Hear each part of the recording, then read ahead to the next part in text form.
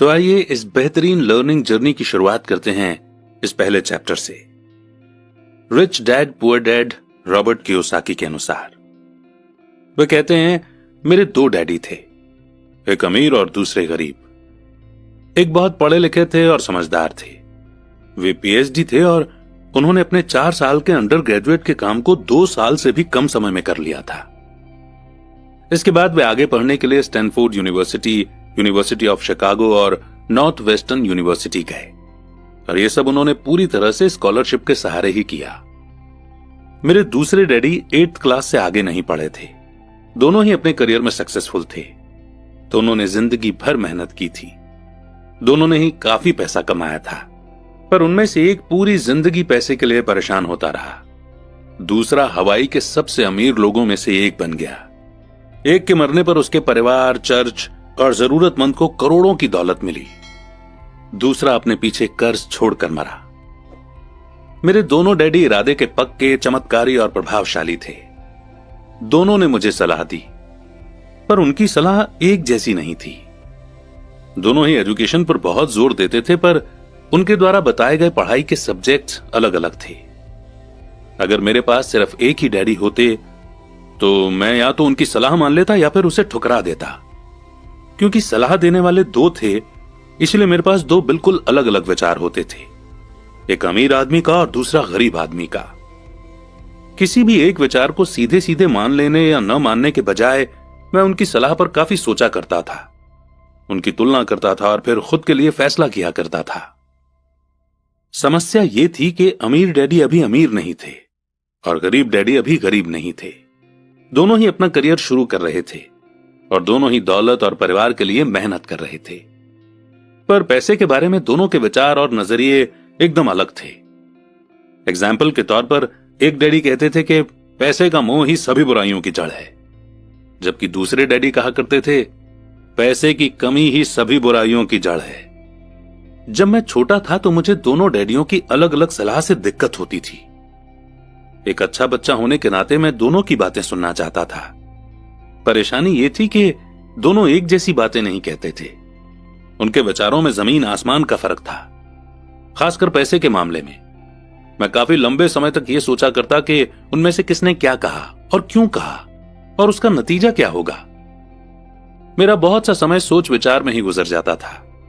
मैं खुद से बार बार इस तरह के सवाल पूछा करता, उन्होंने ऐसा क्यों कहा? और फिर दूसरे डैडी की कही हुई बातों के बारे में भी इस तरह के सवाल पूछता। काश मैं ये बोल सकता कि हां वे बिल्कुल सही हैं, मैं उनकी बातों से पूरी तरह से सहमत हूं, या ये कहकर मैं सीधे उनकी बात ठुकरा सकता था, बुढ़े को यह नहीं पता कि वो क्या कह रहा है। अब क्योंकि दोनों ही मुझे प्यारे थे, इसलिए मुझे खुद के लिए सोचने पर मजबूर होना पड़ा। इस तरह सोचना मेरी आदत बन गई, जो आगे चलकर मेरे लिए बहुत फायदेमंद साबित हुई। अगर मैं एक ही तरह से सोच पाता तो यह मेरे लिए इतना फायदेमंद नहीं होता। पैसों का सब्जेक्ट स्कूल में नहीं बल्कि घर पर पढ़ाया जाता है।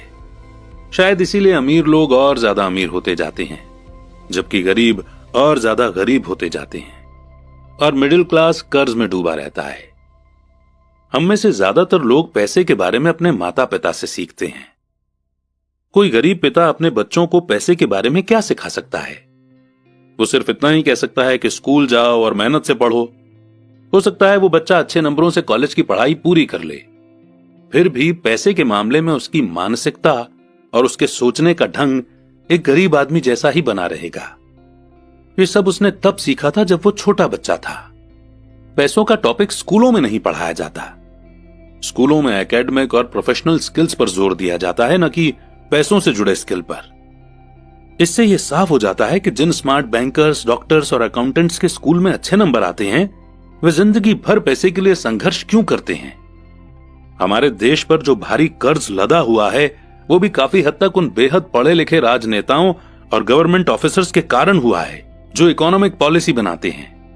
और मजे की बात यह है कि वो पैसों के बारे में बहुत कम जानते हैं। मैं अक्सर नई सदी में आने वाली समस्याओं के बारे में सोचता हूं। तब क्या होगा जब हमारे पास ऐसे करोड़ों लोग होंगे जिन्हें फाइनेंशियल और मेडिकल हेल्प की जरूरत होगी। पैसों से जुड़ी मदद के लिए या तो वे अपने परिवारों पर या फिर गवर्नमेंट पर निर्भर होंगे। क्या होगा जब मेडिकेयर और सोशल सिक्योरिटी के पास का पैसा खत्म हो जाएगा? किस तरह कोई देश तरक्की कर पाएगा अगर पैसे के बारे में पढ़ाई की जिम्मेदारी माता पिता के ऊपर छोड़ दी जाएगी, जिनमें से ज्यादातर गरीब हैं या गरीब होंगे? क्योंकि मेरे पास 2 प्रभावशाली डैडी थे, इसलिए मैंने दोनों से ही सीखा। मुझे दोनों की सलाह पर सोचना पड़ता था। इस तरह से सोचते सोचते मैंने यह भी जान लिया कि किसी इंसान के विचार उसकी जिंदगी पर कितना जबरदस्त असर डाल सकते हैं। एग्जाम्पल के तौर पर एक डैडी को यह कहने की आदत थी, मैं इसे नहीं खरीद सकता। दूसरे डैडी इन शब्दों के इस्तेमाल से चिढ़ते थे। वे जोर देकर कहा करते थे कि मुझे इसके बजाय यह कहना चाहिए कि मैं इसे कैसे खरीद सकता हूं। पहला सेंटेंस नेगेटिव है और दूसरा सवाल उठाने वाला, तो पहले में बात खत्म हो जाती है और दूसरे में आप सोचने के लिए मजबूर हो जाते हैं। मेरे जल्द ही अमीर बनने वाले डैडी ने मुझे समझाया कि जब हम कहते हैं कि मैं इसे नहीं खरीद सकता, तो हमारा दिमाग काम करना बंद कर देता है। इसके बजाय जब हम ये सवाल पूछते हैं कि मैं इसे कैसे खरीद सकता हूं, तो हमारा दिमाग काम करने लगता है। उनका यह मतलब नहीं था कि आपका जिस चीज पर दिल आ जाए उसे खरीद ही लें। वे लगभग दीवानगी की हद तक अपने दिमाग को कसरत करवाना चाहते थे, क्योंकि उनके ख्याल से दिमाग दुनिया का सबसे ताकतवर कंप्यूटर है। मेरा दिमाग हर रोज तेज होता जाता है क्योंकि मैं इसकी कसरत करता रहता हूं। ये जितना तेज होता जाता है, मैं इसकी मदद से उतना ही ज्यादा पैसा कमा सकता हूं। उनका मानना था कि यह कहना कि मैं इसे नहीं खरीद सकता दिमागी आलस की पहचान है। हालांकि दोनों ही डैडी अपने काम में कड़ी मेहनत करते थे, पर मैंने देखा कि पैसे के मामले में एक डैडी की आदत यह थी कि वह अपने दिमाग को सुला देते थे और दूसरे डैडी अपने दिमाग की लगातार कसरत करवाते रहते थे। और इसका लॉन्ग टर्म नतीजा यह हुआ कि एक डैडी फाइनेंशियल रूप से बहुत अमीर होते चले गए, जबकि दूसरे डैडी लगातार कमजोर होते गए। इसे इस तरह से समझें कि एक इंसान हर रोज एक्सरसाइज करने के लिए जिम जाता है, जबकि दूसरा इंसान अपने सोफे पर बैठकर टीवी देखता रहता है। शरीर की सही एक्सरसाइज से आप ज्यादा हेल्दी हो सकते हैं और दिमाग की सही एक्सरसाइज से आप ज्यादा अमीर हो सकते हैं। आलस से सेहत और पैसा दोनों का नुकसान होता है। मेरे दोनों डैडियों की मेंटालिटी में जमीन आसमान का फर्क था। पुअर डैडी की सोच थी कि अमीरों को ज्यादा टैक्स देना चाहिए ताकि बेचारे गरीबों को ज्यादा फायदा मिल सके, जबकि अमीर डैडी कहते थे कि टैक्स उन लोगों को सजा देता है जो कुछ प्रोड्यूस करते हैं और उन लोगों को इनाम देता है जो प्रोड्यूस नहीं करते। पुअर डैडी सिखाते थे कि मेहनत से पढ़ो ताकि तुम्हें किसी अच्छी कंपनी में जॉब मिल जाए, जबकि अमीर डैडी की सीख ये थी कि मेहनत से पढ़ो ताकि तुम्हें किसी अच्छी कंपनी को खरीदने का मौका मिल जाए। पुअर डैडी कहते थे, मैं इसलिए अमीर नहीं हूं क्योंकि मुझे तुम बच्चों को पालना पड़ता है। अमीर डैडी कहते थे, मुझे इसलिए अमीर बनना है क्योंकि मुझे तुम बच्चों को अच्छे से पालना है। अमीर डैडी डिनर के टेबल पर पैसे और बिजनेस के बारे में बात करने के लिए हमेशा एनकरेज करते थे। पुअर डैडी खाना खाते समय पैसों की बातें करने के लिए मना करते थे। पुअर डैडी का कहना था, जहां पैसे का सवाल हो सुरक्षित कदम उठाओ, रिस्क मत उठाओ। अमीर डैडी का कहना था, रिस्क का सामना करना सीखो। एक का मानना था, हमारा घर ही हमारा सबसे बड़ा इन्वेस्टमेंट और हमारी सबसे बड़ी प्रॉपर्टी है। दूसरे का मानना था, मेरा घर मेरी जिम्मेदारी है। पर अगर आपका घर आपकी नजरों में आपका सबसे बड़ा इन्वेस्टमेंट है तो आप गलत हैं। दोनों ही डैडी अपने बिल समय पर चुकाते थे, पर उनमें से एक सबसे पहले अपने बिल चुकाते जबकि दूसरे सबसे आखिर में। एक डैडी का यह मानना था कि कंपनी या गवर्नमेंट को आपका ध्यान रखना चाहिए और आपकी जरूरतों को पूरा करना चाहिए। वे हमेशा सैलरी में बढ़ोतरी, रिटायरमेंट प्लान, मेडिकल बेनिफिट, बीमारी की छुट्टी, छुट्टियों के दिन और बाकी फैसिलिटी के बारे में चिंतित रहते थे। वे अपने 2 चाचाओं से बहुत प्रभावित थे जो आर्मी में चले गए थे और 20 साल के एक्टिव जीवन के बाद उन्होंने अपने रिटायरमेंट और जीवन भर के आराम का इंतजाम कर लिया था।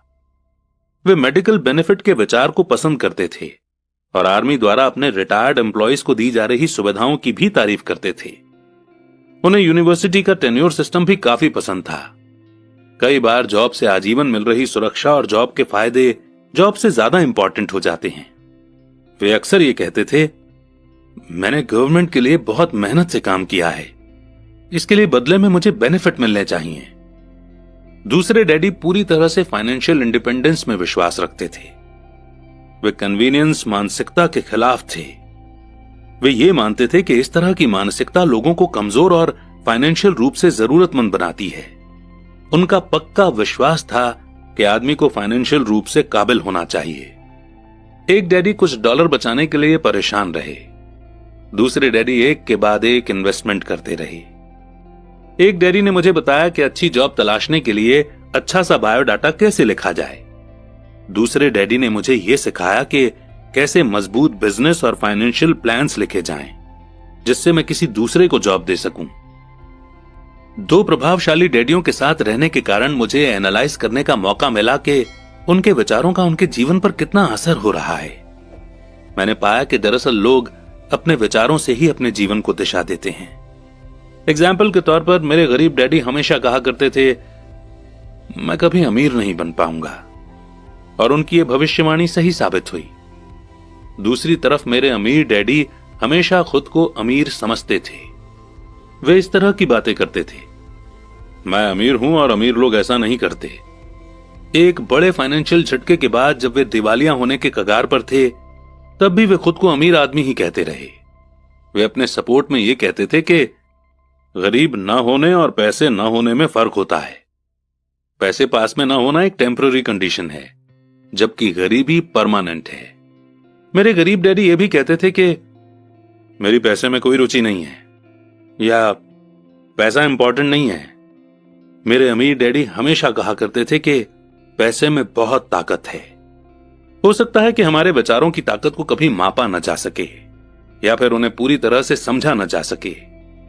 फिर भी बचपन में ही मैं ये समझ गया था कि हमें अपने विचारों पर ध्यान देना चाहिए, और अपने एक्सप्रेशंस पर भी। मैंने देखा कि मेरे गरीब डैडी इसलिए गरीब नहीं थे क्योंकि वे कम कमाते थे, बल्कि इसलिए गरीब थे क्योंकि उनके विचार और काम गरीबों की तरह थे। दो डैडी होने के कारण बचपन से ही मैं इस बारे में बहुत सावधान हो चला था कि मैं किस तरह की सोच अपनाऊं। मैं किसकी बात मानूं, अपने अमीर डैडी की या अपने गरीब डैडी की।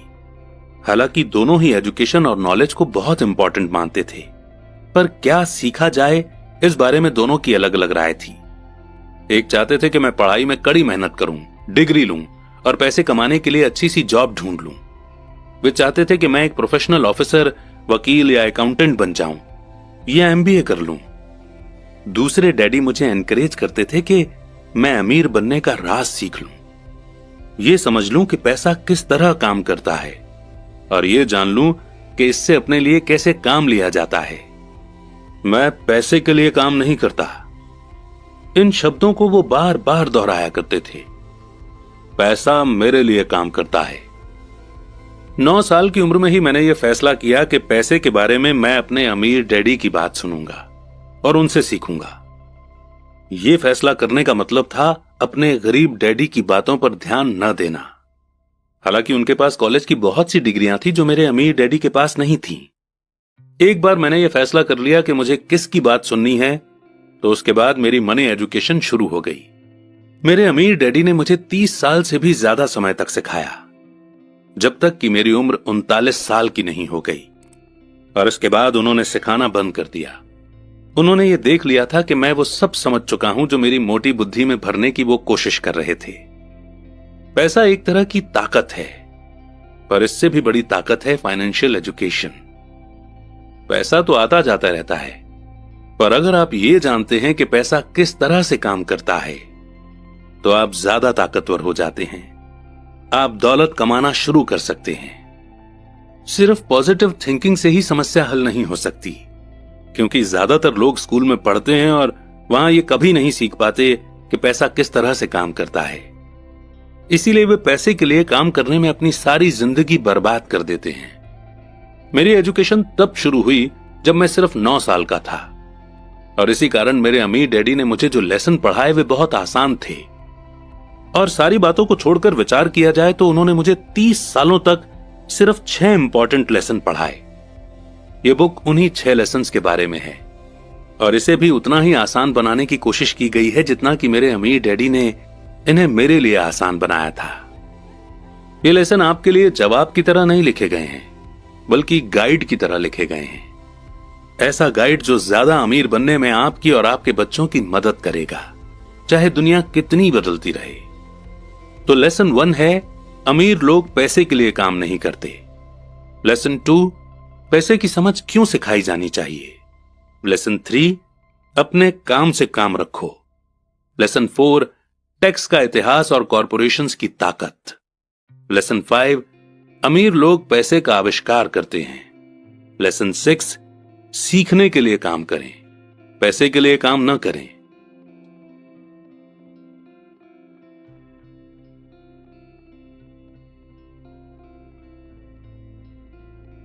शुरुआत करते हैं चैप्टर 2 की, जिसमें हम सीखेंगे लेसन 1, अमीर लोग पैसे के लिए काम नहीं करते।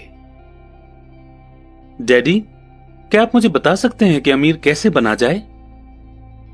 वे सुनते ही मेरे डैडी ने अपना शाम का न्यूज़पेपर नीचे रख दिया। बेटे, तुम अमीर क्यों बनना चाहते हो? क्योंकि आज जिमी की मम्मी अपनी नई महंगी कार में आई और वो लोग पिकनिक पर अपने सी साइड वाले घर पर जा रहे थे। जिमी अपने साथ साथ अपने 3 दोस्तों को ले गया, पर माइक और मुझे नहीं ले गया। उसने हमसे यह कहा कि वो हमें इसलिए नहीं ले जाएगा क्योंकि हम लोग गरीब बच्चे थे। उसने ऐसा कहा? डैडी ने आश्चर्य से पूछा। हां, बिल्कुल ऐसा ही कहा, मैंने दर्द भरी आवाज में कहा। डैडी ने अपना सिर हिलाया, नाक तक चश्मे को चढ़ाया और फिर न्यूज़पेपर पढ़ने लगे। मैं उनके जवाब का इंतजार करता रहा। यह 1956 की बात है, तब मैं 9 साल का था। किस्मत की बात थी कि मैं उसी पब्लिक स्कूल में जाता था जिसमें अमीर लोगों के बच्चे पढ़ते थे। हम शुगर प्लांटेशन के एरिया में रहते थे।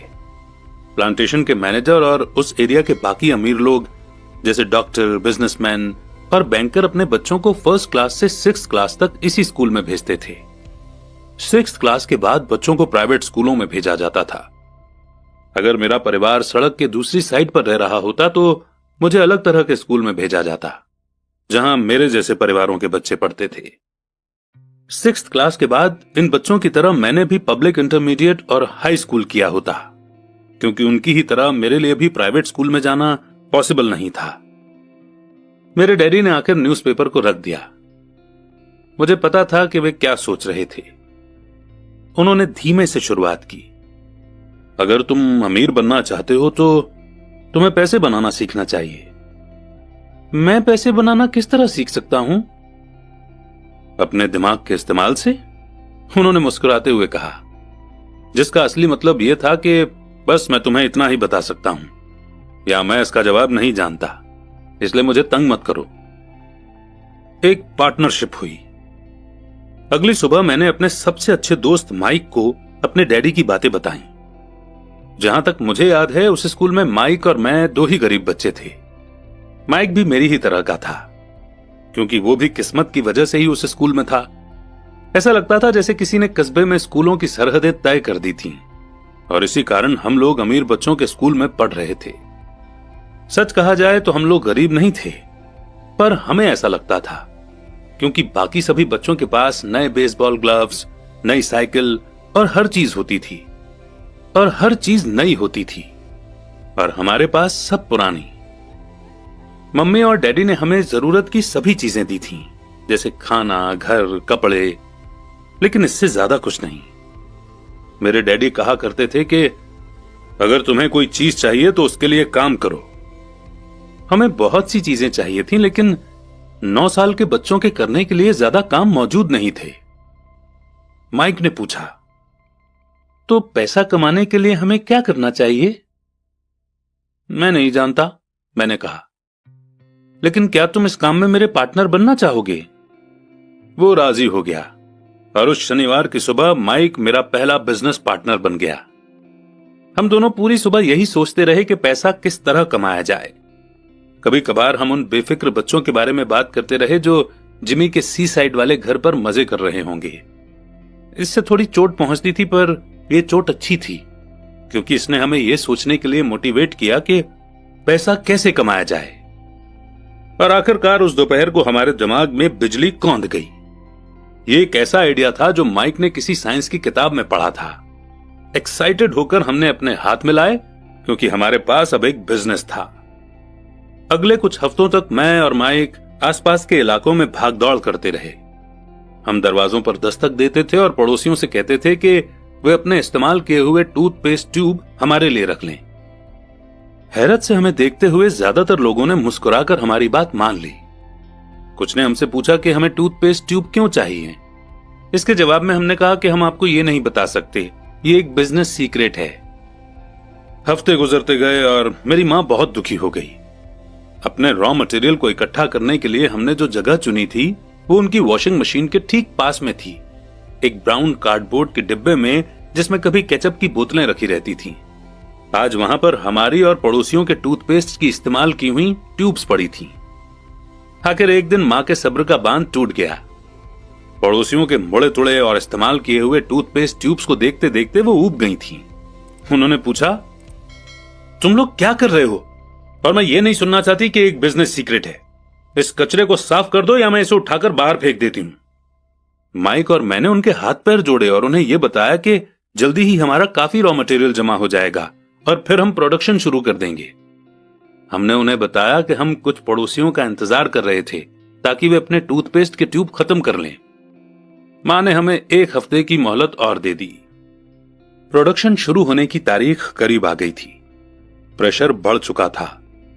हमारे वेयरहाउस के मालिक यानी मेरी मां ने हमारी पहली पार्टनरशिप कंपनी को जगह खाली करने का नोटिस थमा दिया था।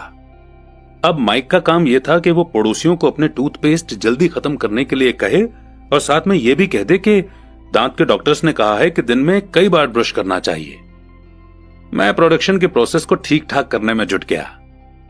एक दिन मेरे डैडी अपने एक दोस्त के साथ कार में बैठकर जब घर आए तो वो शॉक्ड हो गए जब उन्होंने वहां 9 साल के 2 बच्चों को प्रोडक्शन प्रोसेस में पूरे स्पीड से जुटे हुए देखा। हर जगह बारीक सफेद पाउडर बिखरा हुआ था। एक लंबी मेज पर स्कूल से लाए गए दूध के छोटे कार्टन थे और हमारे परिवार की ग्रिल लाल दहकते कोयलों के साथ मैक्सिमम हीट पर जल रही थी। डैडी सावधानी से चलकर हमारे करीब आए क्योंकि हमारे प्रोडक्शन प्रोसेस ने उनके घर पर कब्जा कर लिया था, इसलिए उन्हें कार बाहर ही खड़ी करनी पड़ी। और जब वे और उनके दोस्त पास आए तो उन्होंने कोयलों के ऊपर रखा एक स्टील का बर्तन देखा जिसमें टूथपेस्ट के ट्यूब पिघल रहे थे। अब आप सोचेंगे कि टूथपेस्ट ट्यूब्स को हम क्यों पिघला रहे थे। एक्चुअली उन दिनों टूथपेस्ट प्लास्टिक के ट्यूब्स में नहीं आते थे। ट्यूब शीशे यानी कि लीड के बने होते थे। एक बार पेंट जल जाने पर हम ट्यूब्स को स्टील के बर्तन में डाल देते थे ताकि वो पिघलकर लिक्विड फॉर्म में आ सके। इस पिघले हुए लीड को हम छोटे छोटे छेद वाले दूध के कार्टन्स में डाल रहे थे। दूध के इन कार्टनों में प्लास्टर ऑफ पेरिस भरा था। हर तरफ फैला सफेद पाउडर प्लास्टर ही था जिसमें हमने पानी मिलाया था। जल्दबाजी में मैंने उसके बैग को गिरा दिया था और पूरी जमीन ऐसे लग रही थी जैसे वहां अभी अभी बर्फ का तूफान आया हो। दूध के कार्टन बाहरी बक्से थे जिसके अंदर प्लास्टर ऑफ पेरिस के सांचे यानी कि मोल्ड थे। मेरे डैडी और उनके दोस्त हमें देखते रहे और हम पिघले हुए लीड को प्लास्टर ऑफ पेरिस के क्यूब के ऊपर छोटे से छेद में डालते रहे। संभल कर, मेरे डैडी ने कहा। मैंने बिना सिर उठाए हामी भर दी। आखिरकार जब शीशे को डालने का काम खत्म हो गया तो मैंने स्टील के बर्तन को नीचे रख दिया और फिर अपने डैडी की तरफ देखकर मुस्कुराया। उन्होंने हल्की सी मुस्कान के साथ पूछा, तुम लोग क्या कर रहे हो? हम वही कर रहे हैं जो आपने बताया था। हम अमीर बनने जा रहे हैं। हाँ, माइक ने सिर को हिलाते हुए और मुस्कुराते हुए कहा।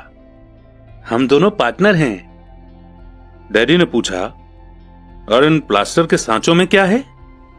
देखिए, इसमें एक बहुत अच्छी चीज है। छोटे हथौड़े से मैंने सील को ठोका जिससे बाहरी खोल टूट गया। सावधानी से मैंने ऊपर के आधे प्लास्टर को हटाया और जिंक का एक सिक्का बाहर गिर गया। हे भगवान, तो तुम लोग जिंक के सिक्के बना रहे थे? मेरे डैडी ने कहा। बिल्कुल सही, माइक ने कहा। हम वही कर रहे थे जैसा आपने हमसे कहा था। हम पैसा बना रहे थे। मेरे डैडी के दोस्त जोर से हंसने लगे।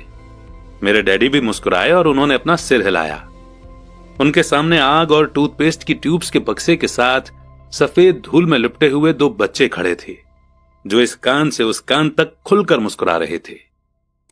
उन्होंने हमसे कहा कि हम सब कुछ छोड़कर उनके साथ चलें। और घर के सामने वाली सीढ़ी पर बैठी। मुस्कुराते हुए उन्होंने हमें जालसाजी यानी कि फेक या फ्रॉजरी शब्द का मतलब समझाया।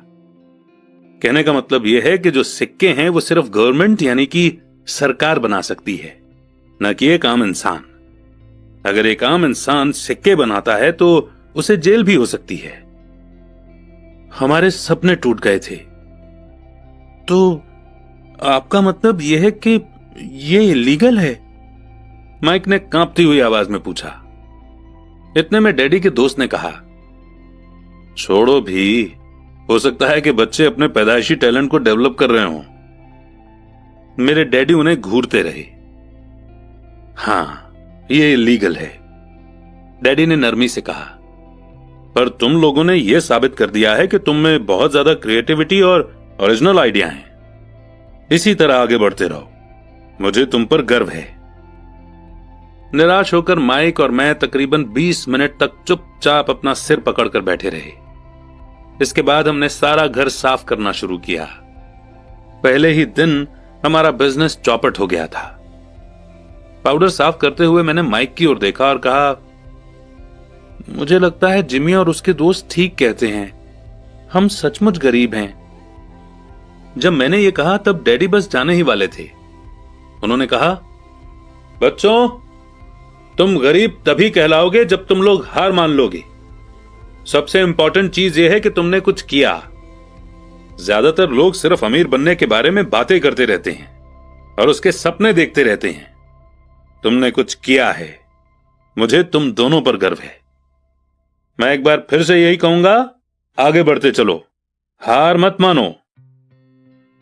माइक और मैं खामोश खड़े रहे। ये शब्द सुनने में अच्छे थे, पर हमें यह नहीं पता था कि हमें क्या करना चाहिए। तो ऐसा क्यों है डैडी कि आप अमीर नहीं हैं? मैंने पूछा। क्योंकि मैंने एक स्कूल टीचर बनने का फैसला किया था। स्कूल के टीचर अमीर बनने के बारे में नहीं सोचते, हम सिर्फ पढ़ाना पसंद करते हैं। काश कि मैं तुम लोगों की मदद कर सकता, पर हकीकत में मैं ये नहीं जानता कि दौलत कैसे कमाई जाती है। माइक और मैं पलटे और अपने सफाई अभियान में जुट गए।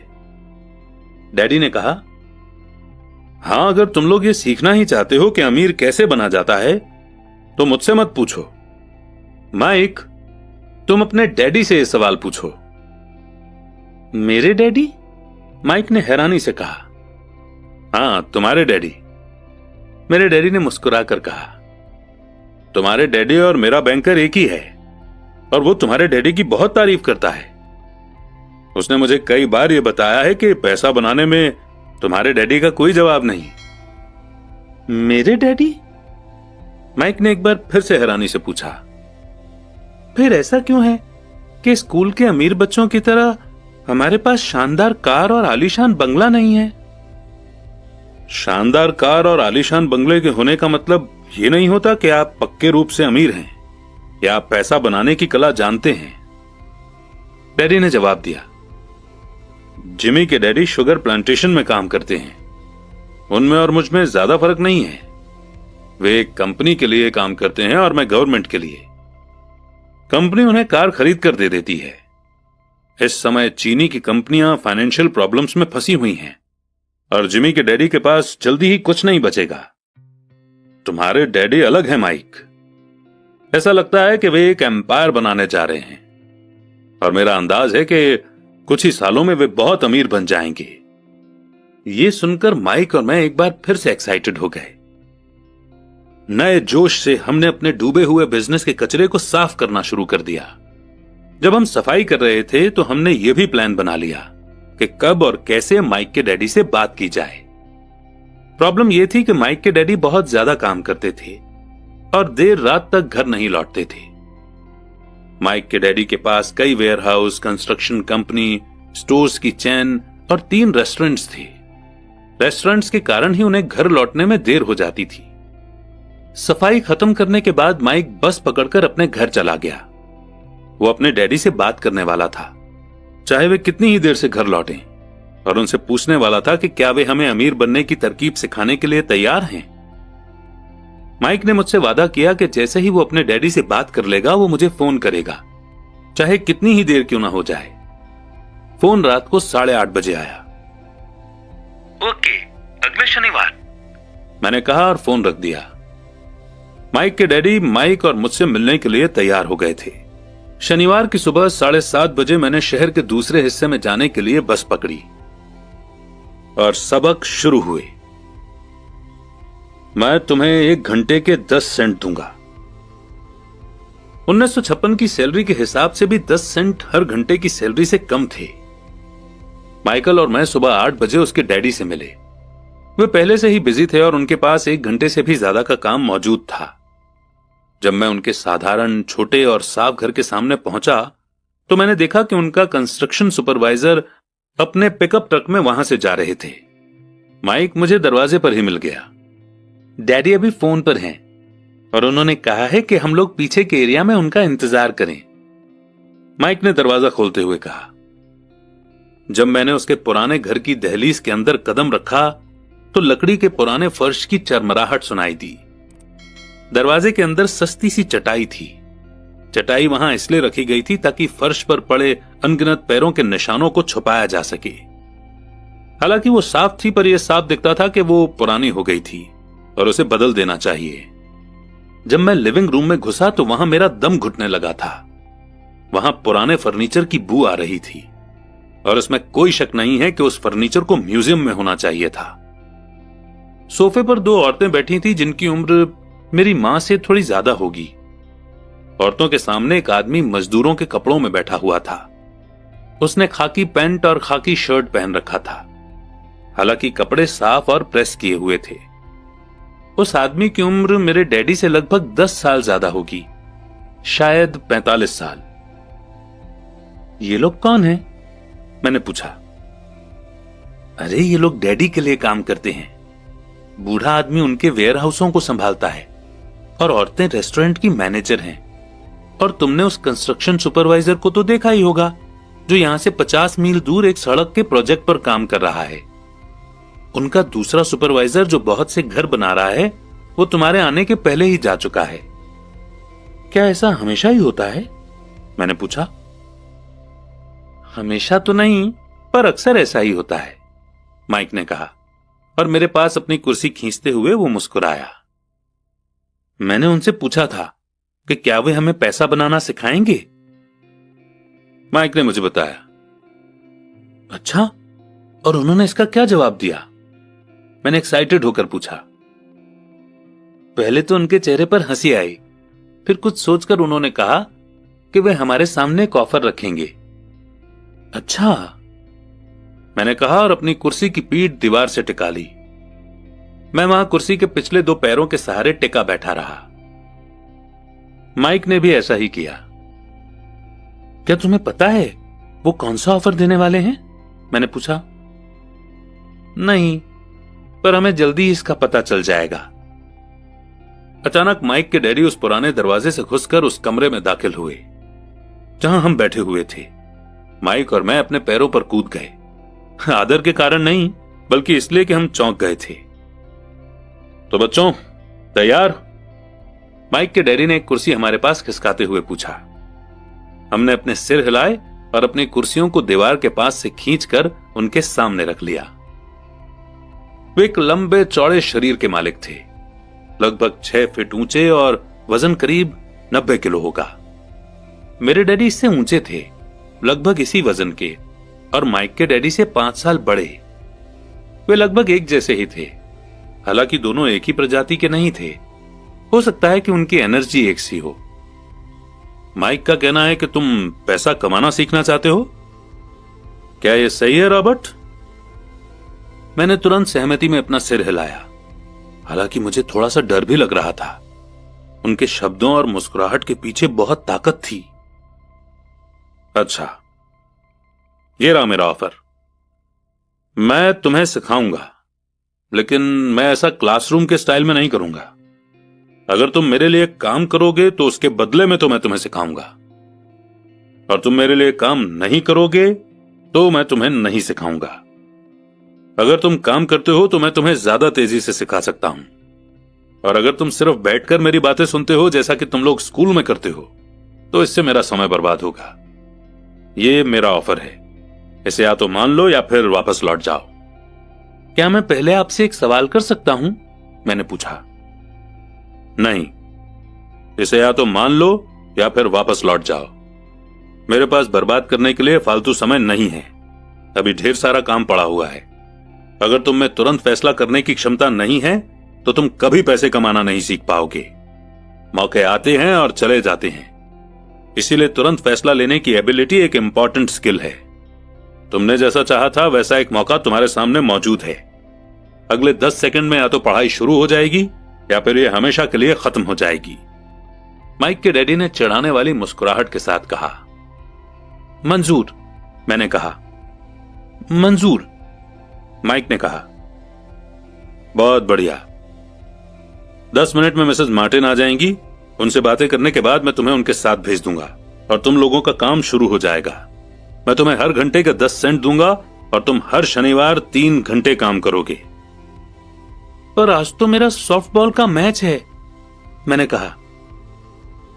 माइक के डैडी ने अपनी आवाज को धीमा पर कड़क करके कहा, या तो मान लो या फिर वापस लौट जाओ।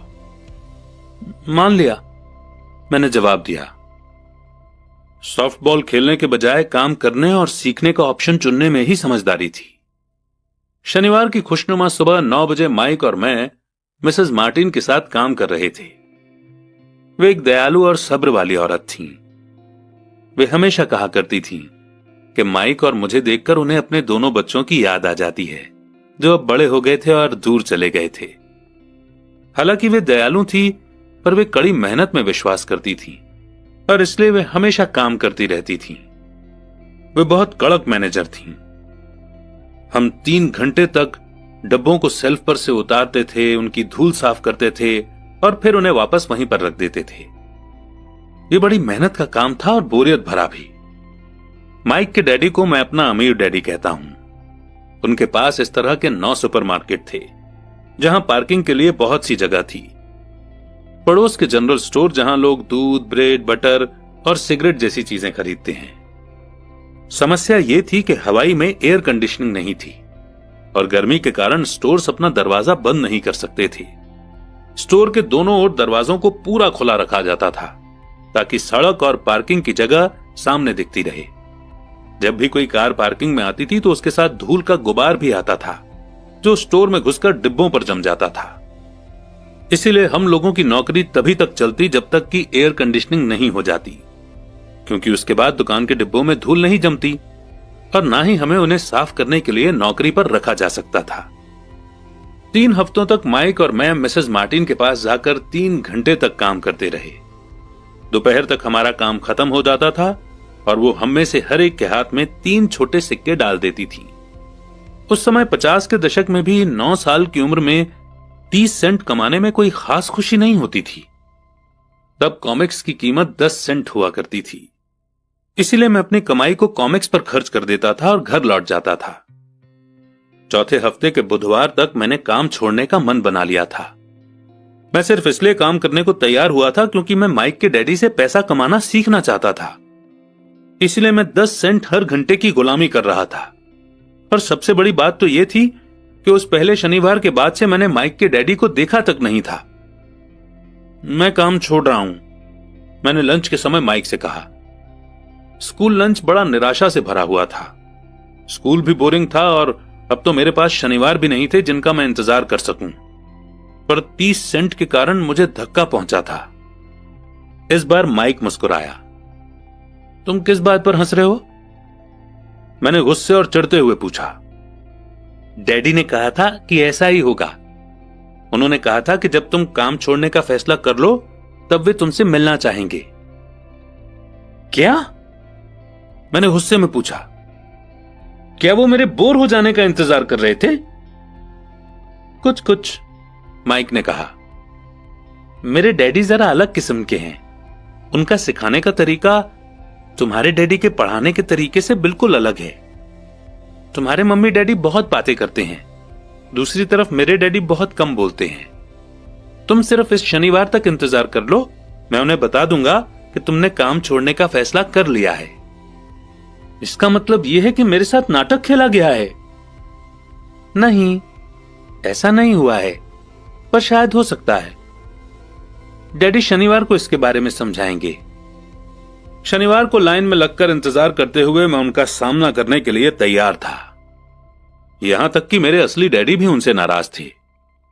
मेरे असली डैडी, जिन्हें मैं गरीब डैडी कहता हूं, ये मानते थे कि अमीर डैडी चाइल्ड लेबर कानून को तोड़ रहे थे और इस पूरे मामले की जांच होनी चाहिए।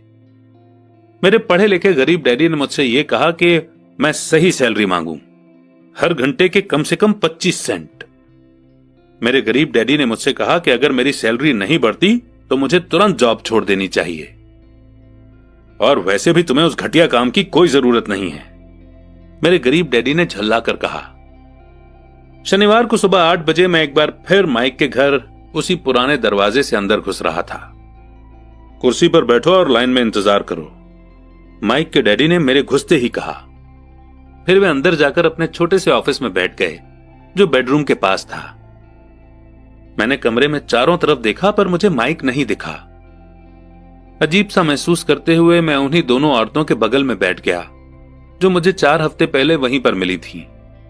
वे मुस्कुराईं और सोफे पर थोड़ी सी खिसक गईं ताकि मैं भी बैठ सकूं। 45 मिनट गुजर गए थे और मैं उबल रहा था। दोनों औरतें उनसे मिलकर तकरीबन 30 मिनट पहले वहां से जा चुकी थीं। एक बूढ़ा सा आदमी वहां 20 मिनट तक बैठा और फिर वो भी चला गया। घर खाली था और हवाई में खुशनुमा सुबह को मैं सीलन भरे अंधेरे लिविंग रूम में बैठा हुआ था और इस बात का इंतजार कर रहा था कि एक लालची और बच्चों का शोषण करने वाला आदमी मुझसे बातें करे। मैं सुन सकता था कि वो फोन पर बातें कर रहे थे, ऑफिस में इधर उधर के काम कर रहे थे और मुझे नजरअंदाज कर रहे थे। मेरी इच्छा तो यह हो रही थी कि मैं उस घमंडी आदमी से बिना मिले ही घर लौट जाऊं, पर किसी वजह से मैं रुक गया।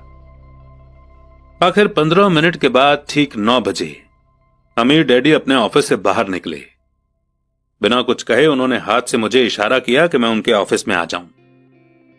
अमीर डैडी ने अपनी ऑफिस कुर्सी पर बैठते हुए कहा, या तो तुम्हारी सैलरी बढ़ाई जाए या तुम काम छोड़ रहे हो, है ना? हां, डील के मुताबिक आप अपनी शर्त पूरी नहीं कर रहे हैं, मैंने लगभग आंसुओं से भीगी हुई आवाज में कहा। 9 साल के बच्चे के लिए एक बड़े आदमी का सामना करना बहुत ज्यादा डरावना था। आपने कहा था कि अगर मैं आपके लिए काम करूंगा तो मुझे आप पैसा कमाना सिखाएंगे। अपनी तरफ से मैंने आपके लिए काम किया है, मैंने कड़ी मेहनत की है। इस काम के लिए मैंने अपने बेसबॉल गेम की भी कुर्बानी दी है और अब आप अपने वादे से मुकर रहे हैं। आपने मुझे कुछ भी नहीं सिखाया है। आप धोखेबाज हैं, जैसा शहर के सभी लोग कहते हैं। आप लालची हैं, आप सिर्फ पैसा कमाना चाहते हैं और अपने एम्प्लॉयज का बिल्कुल ध्यान नहीं रखते। आपने मुझे इतनी देर तक बाहर बिठाए रखा और मेरी जरा भी इज्जत नहीं की। मैं एक छोटा सा बच्चा हूं और आपको मेरे साथ इससे बेहतर बर्ताव करना चाहिए था। अमीर डैडी अपनी कुर्सी पर पीछे झुक गए। अपने हाथों को ठुड्डी तक लाकर उन्होंने मुझे घूरा। ऐसा लग रहा था जैसे वो मुझे एनालाइज कर रहे थे।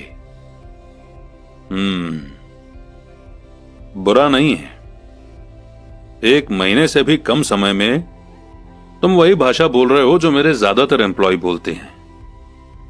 क्या? मैंने पूछा। मैं समझ नहीं पा रहा था कि वे क्या कह रहे थे और इसलिए मैंने अपना दुखड़ा रोना चालू रखा। मुझे लगता था कि आप अपने वादे पर कायम रहेंगे और मुझे कुछ सिखाएंगे। इसके बजाय आप तो मुझ पर अत्याचार करना चाहते हैं। यह तो जुल्म है, सरासर जुल्म। मैं तुम्हें सिखा तो रहा हूं, अमीर डैडी ने धीमी आवाज में कहा। आपने मुझे क्या सिखाया है? कुछ भी नहीं। एक बार मैं चंद सिक्कों में काम करने के लिए तैयार हो गया, उसके बाद तो आपने मुझसे बात तक नहीं की। 10 सेंट हर घंटे के लिए। मैं आपकी शिकायत गवर्नमेंट से करूंगा। हमारे देश में भी चाइल्ड लेबर कानून है। आप तो जानते ही हैं कि मेरे डैडी गवर्नमेंट के लिए काम करते हैं। शाबाश, अब तुम उन ज्यादातर लोगों की भाषा बोल रहे हो जो कभी मेरे लिए काम करते थे। वे लोग या तो जिन्हें मैंने नौकरी से निकाल दिया है या जिन्होंने खुद मेरी नौकरी छोड़ दी है। तो इस बारे में आपको क्या कहना है? और मुझे यह लग रहा था कि कम उम्र के बावजूद मैं बहादुरी से बातें कर रहा था। आपने मुझसे झूठ बोला।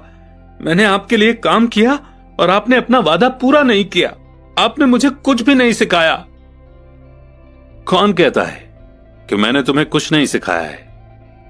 मेरे अमीर डैडी ने शांति से कहा। मैंने 3 हफ्ते तक काम किया और इस बीच आपने सिखाना तो दूर रहा, मुझसे कभी बात तक नहीं की। क्या सिखाने का मतलब सिर्फ भाषण या बातचीत ही होता है? और क्या? इस तरह से वो तुम्हें स्कूल में सिखाते हैं, पर जिंदगी तुम्हें इस तरह नहीं सिखाती। और मेरा मानना यह है कि जिंदगी सबसे बढ़िया टीचर होती है।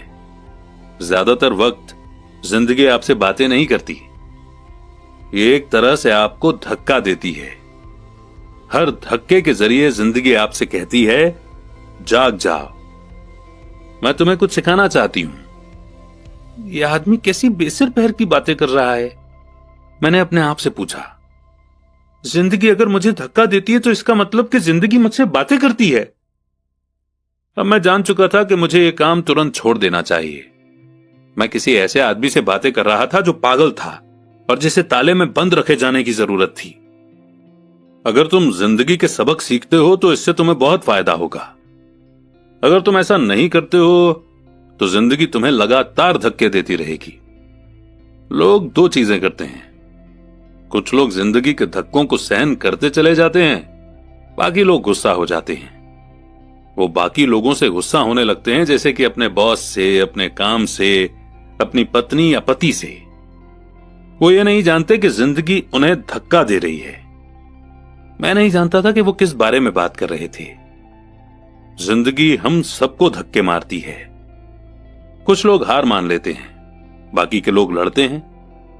कुछ लोग सबक सीख लेते हैं और आगे बढ़ जाते हैं। वे जिंदगी के धक्कों का स्वागत करते हैं। इन गिने चुने लोगों के लिए इसका मतलब यह होता है कि उन्हें कुछ नया सीखना चाहिए। वे सीखते हैं और आगे बढ़ जाते हैं। ज्यादातर लोग छोड़ देते हैं और कुछ लोग तुम्हारी तरह लड़ते भी हैं। अमीर डैडी खड़े हो गए और उन्होंने टूटी फूटी खिड़की को बंद कर दिया। अगर तुम ये सबक सीख लेते हो तो तुम एक समझदार, अमीर और सुखी नौजवान बन सकते हो।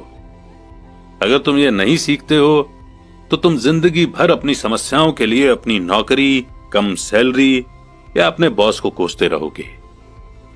तुम हमेशा ऐसे बड़े मौकों की उम्मीद करते रहोगे जो आए और तुम्हारी फाइनेंशियल प्रॉब्लम को सुलझा दें। अमीर डैडी ने मेरी तरफ देखा कि क्या मैं अब भी उनकी बात सुन रहा हूं। उनकी आंखें मेरी आंखों से मिली। हम एक दूसरे की तरफ देखते रहे और हमारी आंखों के बीच बातचीत की धाराएं बहने लगीं। आखिर जब मैं उनकी बात का मतलब समझ गया तो मैंने अपनी नजरें झुका ली। मैं जान गया था कि वे सही थे।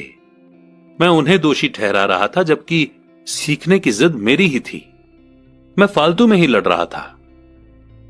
अमीर डैडी ने आगे कहा, अगर आप इस तरह के आदमी हैं जिसमें हिम्मत नहीं है तो आप जिंदगी की हर प्रॉब्लम के सामने हार मान जाओगे। अगर आप इस किस्म के आदमी हैं तो आप जिंदगी भर सुरक्षित खेल खेलते रहोगे, सही चीजें करते रहोगे और किसी ऐसे वक्त का इंतजार करते रहोगे जो आने वाला नहीं है, और फिर आप एक बोरिंग बुढ़े की तरह मर जाएंगे। आपके बहुत से दोस्त होंगे जो आपकी सिर्फ इसलिए तारीफ करेंगे क्योंकि आप एक मेहनती और भले आदमी थे। आपने अपनी जिंदगी सेफ गेम खेलने और सही चीजें करने में गुजार दी। पर सच बात तो यह है कि आपने जिंदगी की प्रॉब्लम्स के सामने घुटने टेक दिए थे। आप रिस्क मोल लेने की कल्पना तक से डरते थे। हकीकत में तो आप जीतना चाहते थे, पर आपके लिए हार का डर जीतने के एक्साइटमेंट से ज्यादा ताकतवर साबित हुआ। अंदर से आप और सिर्फ आप जान पाएंगे कि आपने कभी जीतने की कोशिश ही नहीं की। आपने सुरक्षित खेल खेलने का ऑप्शन चुना। हमारी नजरें एक बार फिर मिली। 10 सेकंड तक हम एक दूसरे की तरफ देखते रहे और एक बार फिर मैंने तभी नजरें हटाई जब मैं उनकी बात का मतलब समझ गया। आप मुझे धक्का दे रहे थे? मैंने पूछा। कुछ लोग ऐसा कह सकते हैं। अमीर डैडी मुस्कुराए। मैं तो यही कहूंगा कि मैं तुम्हें जिंदगी का स्वाद चखा रहा था। कैसा स्वाद? मैंने पूछा। मैं अब भी गुस्सा था, पर अब मेरी जानने की इच्छा भी जाग गई थी और अब मैं सीखने के लिए भी तैयार था। तुम दोनों ऐसे पहले लोग हो जिन्होंने मुझसे पैसे बनाने की कला सीखने की रिक्वेस्ट की है। मेरे पास 150 से भी ज्यादा एम्प्लॉइज हैं, पर उनमें से एक ने भी मुझसे पैसा कमाने की कला के बारे में कभी नहीं पूछा।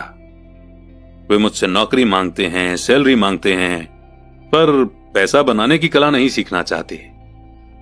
तो ज्यादातर लोग इसी तरह अपनी जिंदगी के सबसे बेहतरीन साल पैसे के लिए काम करने में बर्बाद कर देंगे और आखिर तक ये कभी समझ ही नहीं पाएंगे कि दरअसल वे किसके लिए काम कर रहे हैं।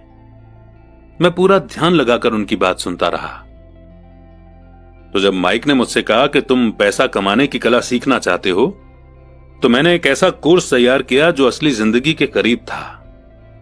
मैं बोलते बोलते थक जाता, पर तुम कभी मेरी बात का मतलब नहीं समझ पाते। इसीलिए मैंने फैसला किया कि तुम्हें जिंदगी के थपेड़ों का स्वाद चखा दिया जाए, ताकि तुम मेरी बात सुन भी सको और समझ भी सको। इसी कारण मैंने तुम्हें 1 घंटे के 10 सेंट दिए थे। तो 10 सेंट हर घंटे काम करने के बाद मैंने क्या सबक सीखा? यही कि आप घटिया हैं और अपने एम्प्लॉइज का शोषण करते हैं। अमीर डैडी अपनी कुर्सी पर पीछे की तरफ झुकते हुए जोर से हंसने लगे। जब उनकी हंसी बंद हुई तो उन्होंने कहा, अच्छा होगा अगर तुम अपने सोचने का नजरिया बदल लो। मुझे समस्या मत मानो, मुझे दोष देना छोड़ दो। अगर तुम सोचते हो कि तुम्हारी समस्या मैं हूं, तो तुम्हें मुझे बदलना होगा। इसके बजाय अगर तुम्हें यह लगता है कि तुम्हारी समस्या तुम खुद हो, तो तुम खुद को बदल सकते हो, सीख सकते हो और ज्यादा समझदार बन सकते हो। ज्यादातर लोग चाहते हैं कि दुनिया का हर आदमी बदल जाए, बस हम खुद ही ना बदलें। मैं तुम्हें यह बता दूं कि किसी दूसरे को बदलने से ज्यादा आसान यह है कि हम खुद को बदल लें। मैं आपकी बात ठीक से समझ नहीं पाया। अपनी प्रॉब्लम के लिए मुझे दोष देना छोड़ दो, अमीर डैडी ने बेचैन होकर मुझसे कहा। पर आपने मुझे सिर्फ 10 सेंट की ही सैलरी दी, तो तुमने क्या सीखा? अमीर डैडी ने मुस्कुराकर पूछा। यही कि आप घटिया हैं, मैंने शरारत भरी मुस्कान के साथ कहा। अच्छा, तो तुम ये सोचते हो कि प्रॉब्लम मैं हूं? वो तो आप हैं ही। खैर, इसी तरीके से सोचते रहो और तुम जिंदगी भर कुछ नहीं सीख पाओगे। अगर तुम्हारा नजरिया यही है कि समस्या मैं हूं, तो तुम्हारे पास क्या ऑप्शन रह जाते हैं? अगर आप मेरी सैलरी नहीं बढ़ाते या मुझे ज्यादा इज्जत नहीं देते, तो मैं काम छोड़कर चला जाऊंगा। ठीक कहा, और ज्यादातर लोग यही करते हैं। वे काम छोड़कर चले जाते हैं और दूसरी जॉब की तलाश करते हैं, जहां उन्हें बेहतर मौके या ज्यादा अच्छी सैलरी मिले। उन्हें यह गलतफहमी होती है कि नई नौकरी या ज्यादा सैलरी से उनकी प्रॉब्लम सुलझ सकती है, और ज्यादातर मामलों में ऐसा नहीं होता। तो समस्या किस तरह से सुलझ सकती है? 10 सेंट हर घंटे के हिसाब से सैलरी लेकर मुस्कुराते हुए? अमीर डैडी मुस्कुराए। यही बाकी के लोग करते हैं। वे ये जानते हुए भी कम सैलरी में काम करते हैं, क्योंकि नौकरी छूट जाने पर उनका और उनके परिवार का पेट कैसे भरेगा।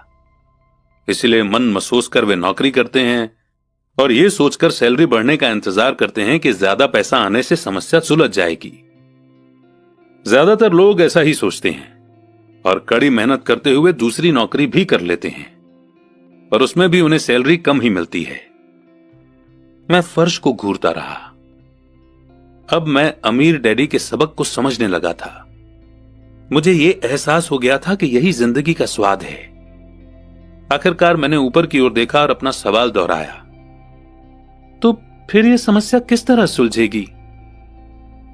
इस सवाल के जवाब में अमीर डैडी ने मुझे वो बेशकीमती नजरिया दिया जो उन्हें अपने एम्प्लॉइज और मेरे गरीब डैडी से अलग करता था, और जिसकी बदौलत वे हवाई के सबसे अमीर आदमी बनने वाले थे, जबकि मेरे पढ़े लिखे गरीब डैडी जिंदगी भर पैसों की तंगी से जूझने वाले थे। यह एक अद्भुत नजरिया था जिसने मेरी जिंदगी का नक्शा ही बदल दिया। अमीर डैडी ने मुझे बार बार यह नजरिया याद दिलाया, जिसे मैं पहला सबक कहूंगा। गरीब और मिडिल क्लास लोग पैसे के लिए काम करते हैं, अमीरों के लिए पैसा काम करता है। मेरे गरीब डैडी ने जो एजुकेशन मुझे दी थी, शनिवार की उस खुशनुमा सुबह में मैं उससे बिल्कुल अलग नजरिया सीख रहा था। 9 साल की उम्र में मैं ये समझ गया था कि दोनों ही डैडी चाहते थे कि मैं सीखूं। दोनों ही डैडी मुझे पढ़ने के लिए मोटिवेट करते थे। फर्क सिर्फ इतना था कि दोनों के सुझाए सब्जेक्ट अलग अलग थे। मेरे पढ़े लिखे डैडी चाहते थे कि मैं वही करूं जो उन्होंने किया। बेटे, मैं चाहता हूं कि तुम मेहनत से पढ़ो, अच्छे नंबर लाओ ताकि तुम्हें किसी बड़ी कंपनी में स्टेबल जॉब मिल सके। और ये अच्छी तरह देख लो कि इसमें बहुत सारे दूसरे फायदे हों। मेरे अमीर डैडी चाहते थे कि सबक मुझे जीवन भर उनके मार्गदर्शन में सीखना था, न कि किसी क्लासरूम में। मेरे अमीर डैडी ने पहला सबक जारी रखा।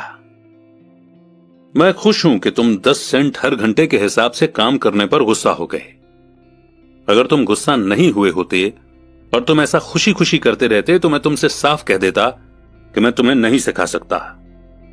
ये जान लो कि सच्ची एजुकेशन में एनर्जी, स्ट्रांग इमोशन और जबरदस्त इच्छा की जरूरत होती है। गुस्सा उस फॉर्मूले का एक बहुत बड़ा हिस्सा है, क्योंकि स्ट्रांग इमोशन में गुस्सा और प्रेम मिला हुआ होता है। जब पैसे की बात आती है तो ज्यादातर लोग सुरक्षित रास्ता खोजते हैं, इसीलिए स्ट्रांग इमोशन उन्हें रास्ता नहीं दिखा पाते। उन्हें रास्ता दिखाता है उनका डर। तो क्या इसलिए वे कम सैलरी पर काम करने के लिए राजी हो जाते हैं? हां, कुछ लोग कहते हैं कि मैं लोगों का शोषण करता हूं, क्योंकि मैं उन्हें उतनी सैलरी नहीं देता जितनी उन्हें प्लांटेशन या गवर्नमेंट की तरफ से मिलती है। मैं यही कहना चाहता हूं कि लोग खुद अपना शोषण करते हैं। डरते वे हैं, मैं नहीं। पर क्या आपको नहीं लगता कि आपको उन्हें ज्यादा सैलरी देनी चाहिए? मुझे ज्यादा देने की जरूरत ही नहीं है, और इसके अलावा ज्यादा पैसा मिलने से उनकी समस्या नहीं सुलझेगी। अपने डैडी को ही देख लो, वे बहुत सा पैसा कमाते हैं और फिर भी वे अपने बिल नहीं चुका पाते। दुनिया में ऐसे बहुत से लोग हैं जिन्हें अगर ज्यादा पैसा मिल जाए तो वे ज्यादा कर्ज में डूब जाएंगे। तो इसी कारण आपने मुझे 10 सेंट हर घंटे की सैलरी दी, मैंने मुस्कुराते हुए कहा। यह सबक का हिस्सा था। बिल्कुल सही। देखो, तुम्हारे डैडी स्कूल गए और उन्होंने बहुत बढ़िया एजुकेशन इसलिए हासिल की ताकि उन्हें अच्छी सैलरी वाला जॉब मिल सके, जो उन्हें मिल गई। पर आज भी उनके पास पैसे की तंगी है। ऐसा इसलिए है क्योंकि उन्होंने स्कूल में पैसे के बारे में कुछ भी नहीं सीखा। और सबसे बड़ी बात यह है कि वे पैसे के लिए काम करने में भरोसा करते हैं। और आप नहीं करते? नहीं, सच पूछा जाए तो बिल्कुल नहीं। अगर तुम पैसे के लिए काम करना सीखना चाहते हो तो स्कूल में ही रहो। यह सीखने के लिए उससे बढ़िया जगह कोई नहीं है। पर अगर तुम यह सीखना चाहते हो कि पैसा तुम्हारे लिए किस तरह काम करे, तो यह मैं तुम्हें सिखा सकता हूं, पर तभी जब तुम सीखना चाहो। क्या हर कोई यह नहीं सीखना चाहता? मैंने पूछा। नहीं, सिर्फ इसलिए क्योंकि पैसे के लिए काम करना ज्यादा आसान है, खासकर तब जब पैसे के बारे में आपकी बेसिक भावना डर हो। मैं समझ नहीं पाया, मैंने त्योरियां चढ़ाकर कहा। उसकी चिंता फिलहाल मत करो। अभी इतना ही समझ लो कि डर के कारण ही ज्यादातर लोग अपनी जॉब कर रहे हैं। अपने बिल ना चुका पाने का डर, जॉब से निकाल दिए जाने का डर, खुद के पास काफी पैसा न होने का डर, एक बार फिर से शुरू करने का डर। यह किसी बिजनेस को सीखने और पैसे के लिए काम करने की कीमत है। ज्यादातर लोग पैसे के गुलाम बन जाते हैं और फिर वे अपने बॉस पर अपनी भड़ास निकालते हैं। तो आपकी नजर में पैसे से अपने लिए काम करवाना एक बिल्कुल अलग मुद्दा है? बिल्कुल, अमीर डैडी ने जवाब दिया, बिल्कुल। शनिवार की उस खुशनुमा सुबह हवाई में हम लोग चुपचाप बैठे रहे। मेरे दोस्त उस समय लिटिल लीग बेसबॉल गेम शुरू कर ही रहे होंगे, पर किसी वजह से मैं खुश था कि मैंने 10 सेंट हर घंटे के हिसाब से काम करने का फैसला किया था। मुझे लगा था कि मैं कुछ ऐसा सीखने जा रहा था जो मेरे दोस्त स्कूल में कभी नहीं सीख पाएंगे। सीखने के लिए तैयार? अमीर डैडी ने पूछा। बिल्कुल, मैंने दांत निकालकर कहा। मैंने अपना वादा निभाया है। मैंने तुम्हें दूर बैठे बैठे भी सिखाया है। 9 साल की उम्र में तुम्हें इस बात का पता चल चुका है कि पैसे के लिए काम करना कैसा होता है। अपने पिछले महीने को 50 सालों से मल्टीप्लाई कर लो और तुम्हें इस बात का अंदाजा हो जाएगा कि ज्यादातर लोगों की जिंदगी किस तरह गुजरती है। मैं समझ नहीं पाया। जब तुम मुझसे मिलने के लिए लाइन में इंतजार कर रहे थे तो तुम्हें कैसा लग रहा था? एक बार नौकरी के लिए और दूसरी बार सैलरी बढ़वाने के लिए। भयानक, मैंने कहा। और तुम्हें तब कैसा लगा था जब मिसेस मार्टिन ने तुम्हारे हाथ में 3 घंटे के काम के लिए 3 सिक्के थमाए थे? मुझे लगा था ये काफी नहीं है। मुझे लग रहा था कि ये कुछ भी नहीं है। मैं निराश हुआ था। और यही ज्यादातर एम्प्लॉइज को लगता है जब वे अपनी सैलरी के चेक को देखते हैं, खासकर तब जब उससे टैक्स और बाकी कटौतियां कर ली जाती हैं। कम से कम तुम्हें तो पूरी सैलरी मिलती थी, उन्हें तो पूरी सैलरी भी नहीं मिलती। आपका मतलब है कि ज्यादातर एम्प्लॉइज को पूरी सैलरी नहीं मिलती है? मैं हैरान था। नहीं, गवर्नमेंट हमेशा अपना हिस्सा पहले ही ले लेती है। गवर्नमेंट ऐसा कैसे करती है?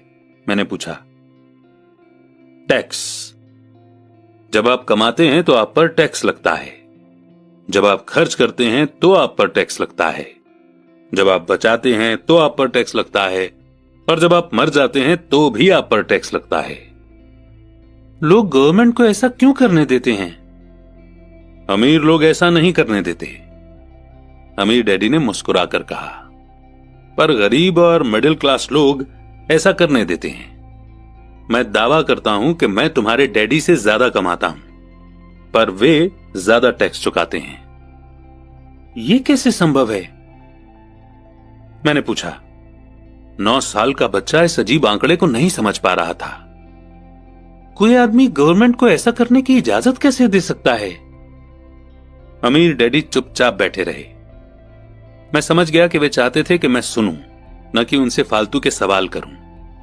आखिर मैं शांत हो गया। जो मैंने सुना था वो मुझे अच्छा नहीं लगा था। मैं जानता था कि मेरे डैडी हमेशा टैक्स का रोना रोते रहते थे, पर दरअसल इस बारे में वो कुछ भी नहीं कर पाते थे। क्या जिंदगी उन्हें धक्का दे रही थी? अमीर डैडी मेरी तरफ देखते हुए अपनी कुर्सी में धीमे धीमे और खामोशी से हिलने लगे। सीखने के लिए तैयार? उन्होंने पूछा। मैंने अपना सिर धीमे से हिलाया। जैसा मैंने कहा, सीखने के लिए बहुत कुछ है। पैसे से अपने लिए काम कैसे करवाया जाए, यह जिंदगी भर चलने वाली पढ़ाई है। ज्यादातर लोग 4 साल के लिए कॉलेज जाते हैं और उनकी पढ़ाई पूरी हो जाती है।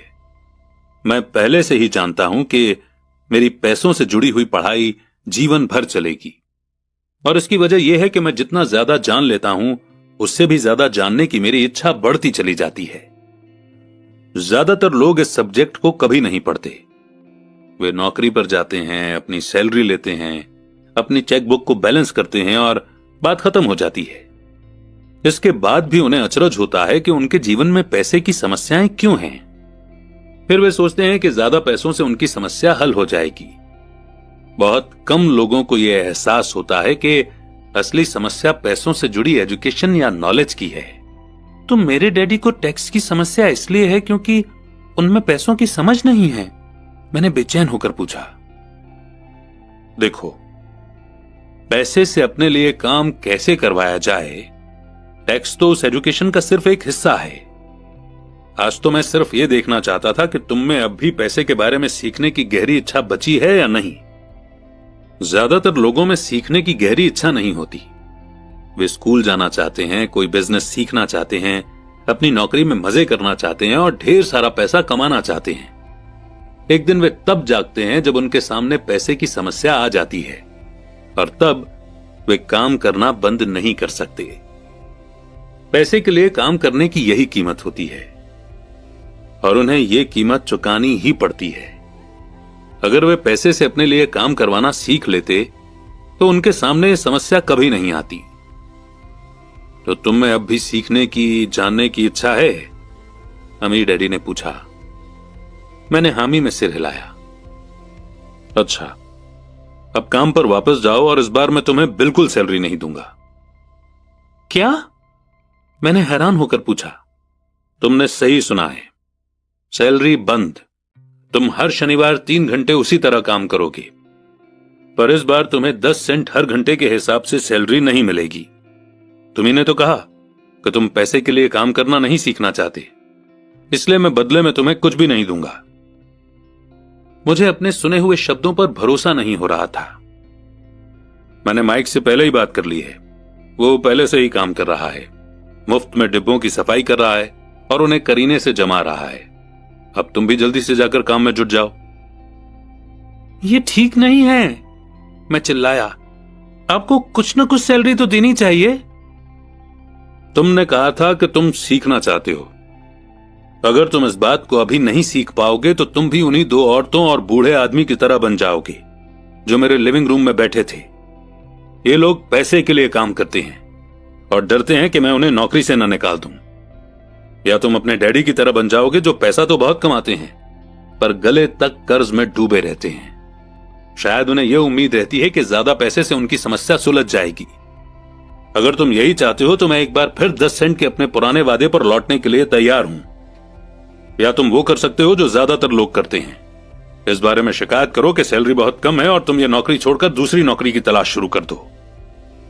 मेरी समझ में नहीं आ रहा है कि मैं क्या करूं, मैंने पूछा।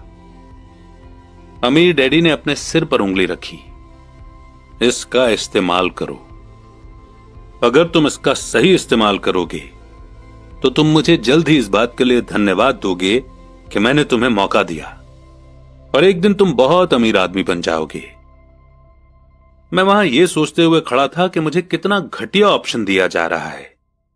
मैं यहां अपनी सैलरी बढ़वाने आया था और अब मुझे मुफ्त में काम करने के लिए कहा जा रहा है। अमीर डैडी ने एक बार फिर अपनी उंगली को सिर पर रखा और कहा कि इसका इस्तेमाल करो। अब यहां से जाओ और अपने काम में जुट जाओ। तो सबक 1, अमीर लोग पैसे के लिए काम नहीं करते। मैंने अपने गरीब डैडी को यह नहीं बताया कि अब मैं मुफ्त में काम कर रहा हूं। उन्हें यह समझ में नहीं आता।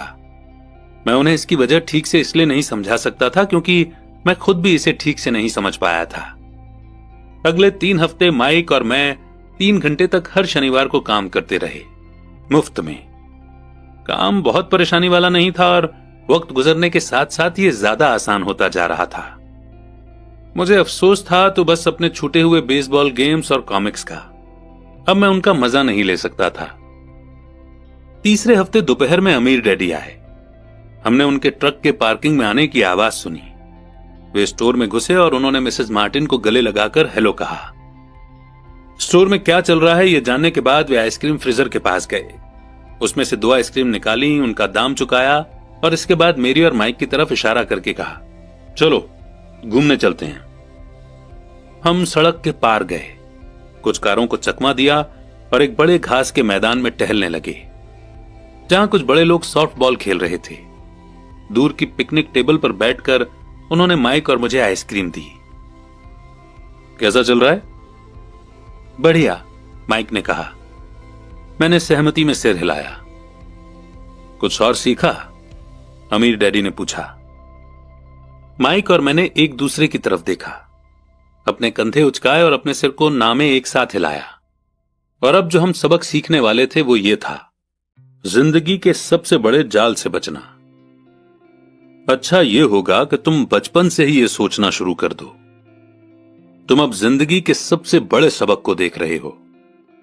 अगर तुम इस सबक को सीख लेते हो तो तुम बहुत ज्यादा आजादी और सुरक्षा भरी जिंदगी का सुख ले सकते हो।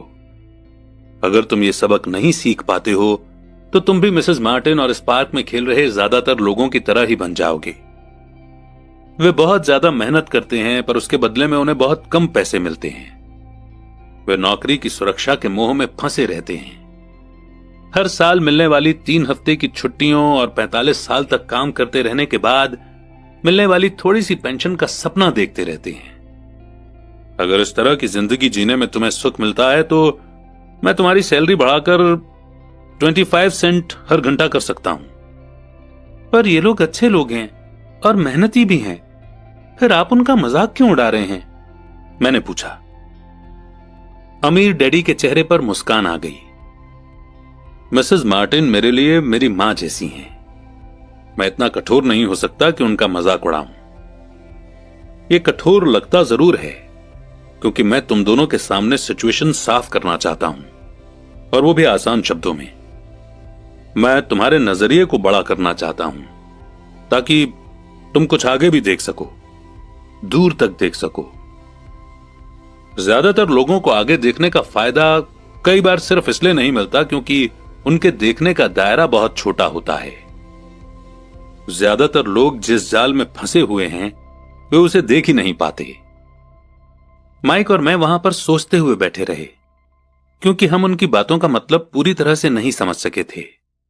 उनकी बातें सुनने में कठोर और कड़वी लग रही थी, पर हम ये भी जानते थे कि वे हमें कुछ सिखाने की काफी कोशिश कर रहे थे।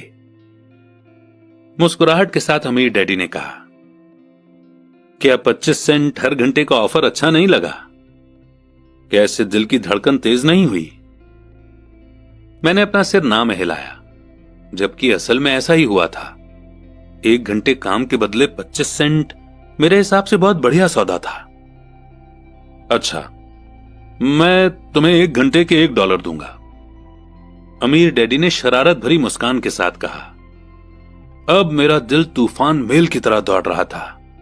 मेरा दिमाग चीख चीख कर कह रहा था कि इनकी बात मान लो, मान लो। मुझे अपने कानों पर भरोसा नहीं हो रहा था, पर फिर भी मैं चुप रहा। अच्छा, $2 हर घंटे के? मुझे ऐसा लगा जैसे मेरे छोटे से 9 साल के पुराने दिमाग में किसी ने बम फोड़ दिया हो। 1956 में $2 हर घंटे की कमाई मुझे दुनिया का सबसे अमीर बच्चा बना देती। मैं इतना सारा पैसा कमाने की कल्पना भी नहीं कर सकता था। मैं हां कहना चाहता था, मैं सौदा पक्का करना चाहता था। मुझे नई साइकिल दिख रही थी, नए बेसबॉल के ग्लव्स दिख रहे थे।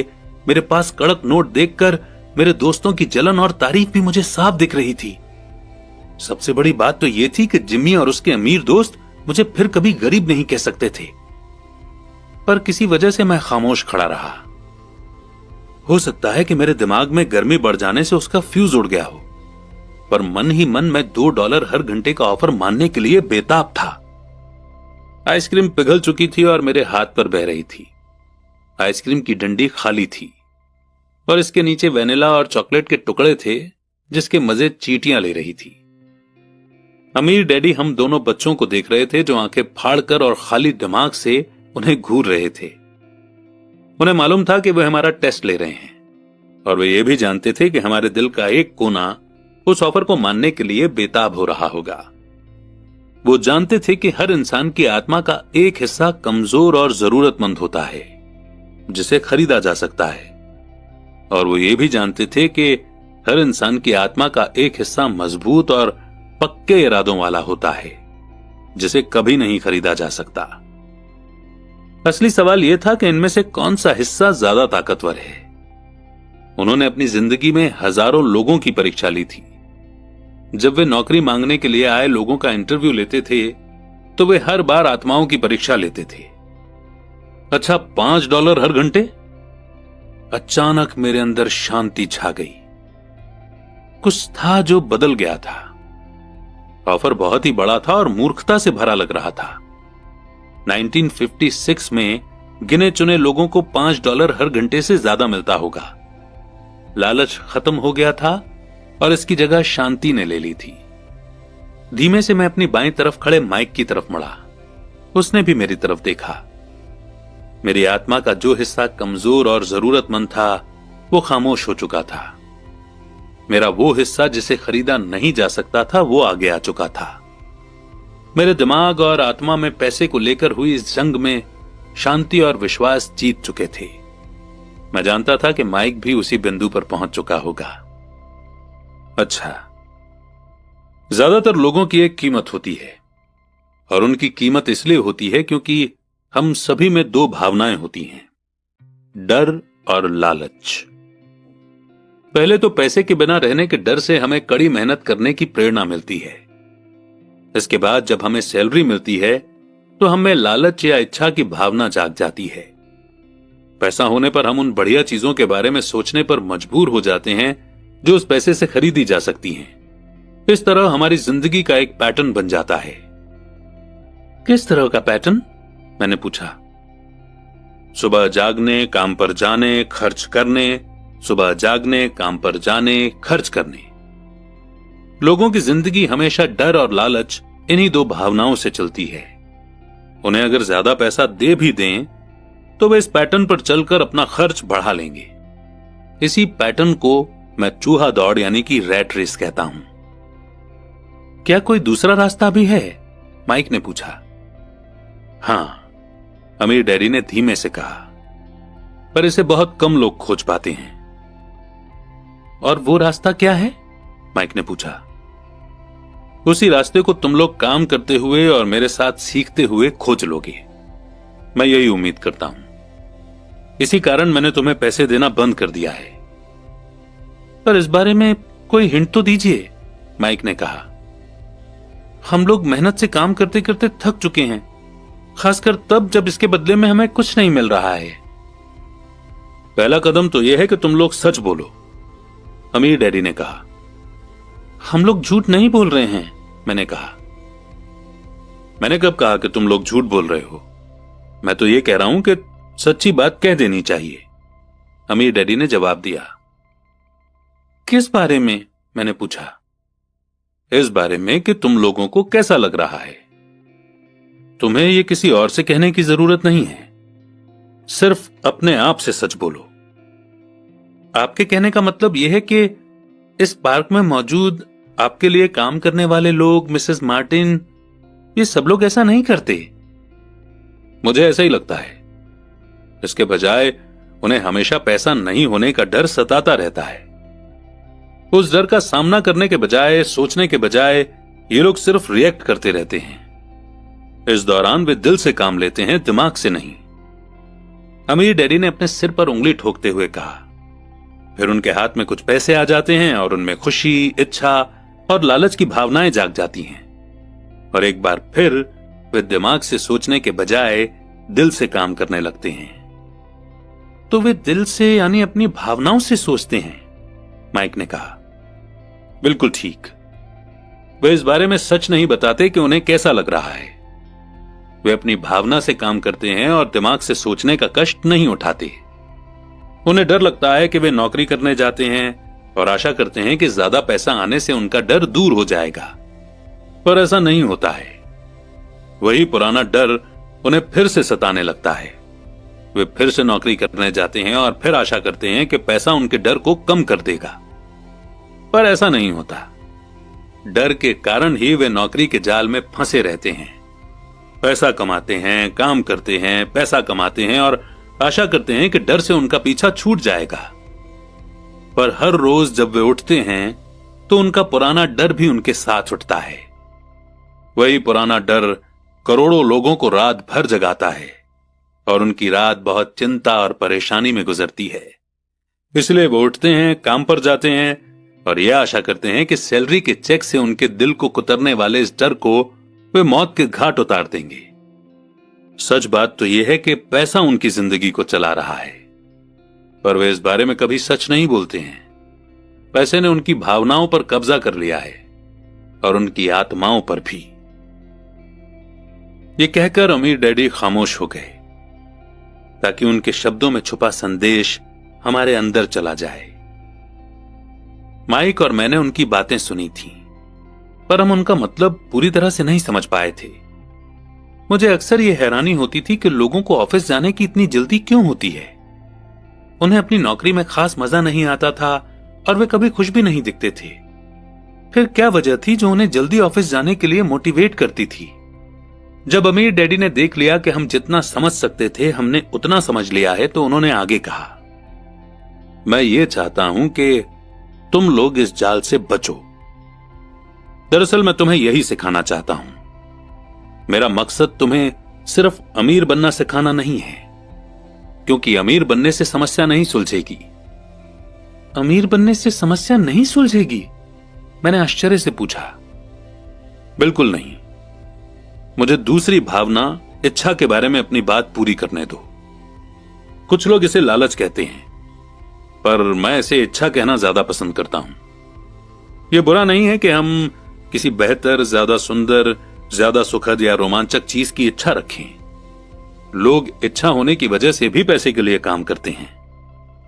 उन्हें सुख के लिए भी पैसों की जरूरत होती है, क्योंकि वे मानते हैं कि पैसे से सुख खरीदा जा सकता है।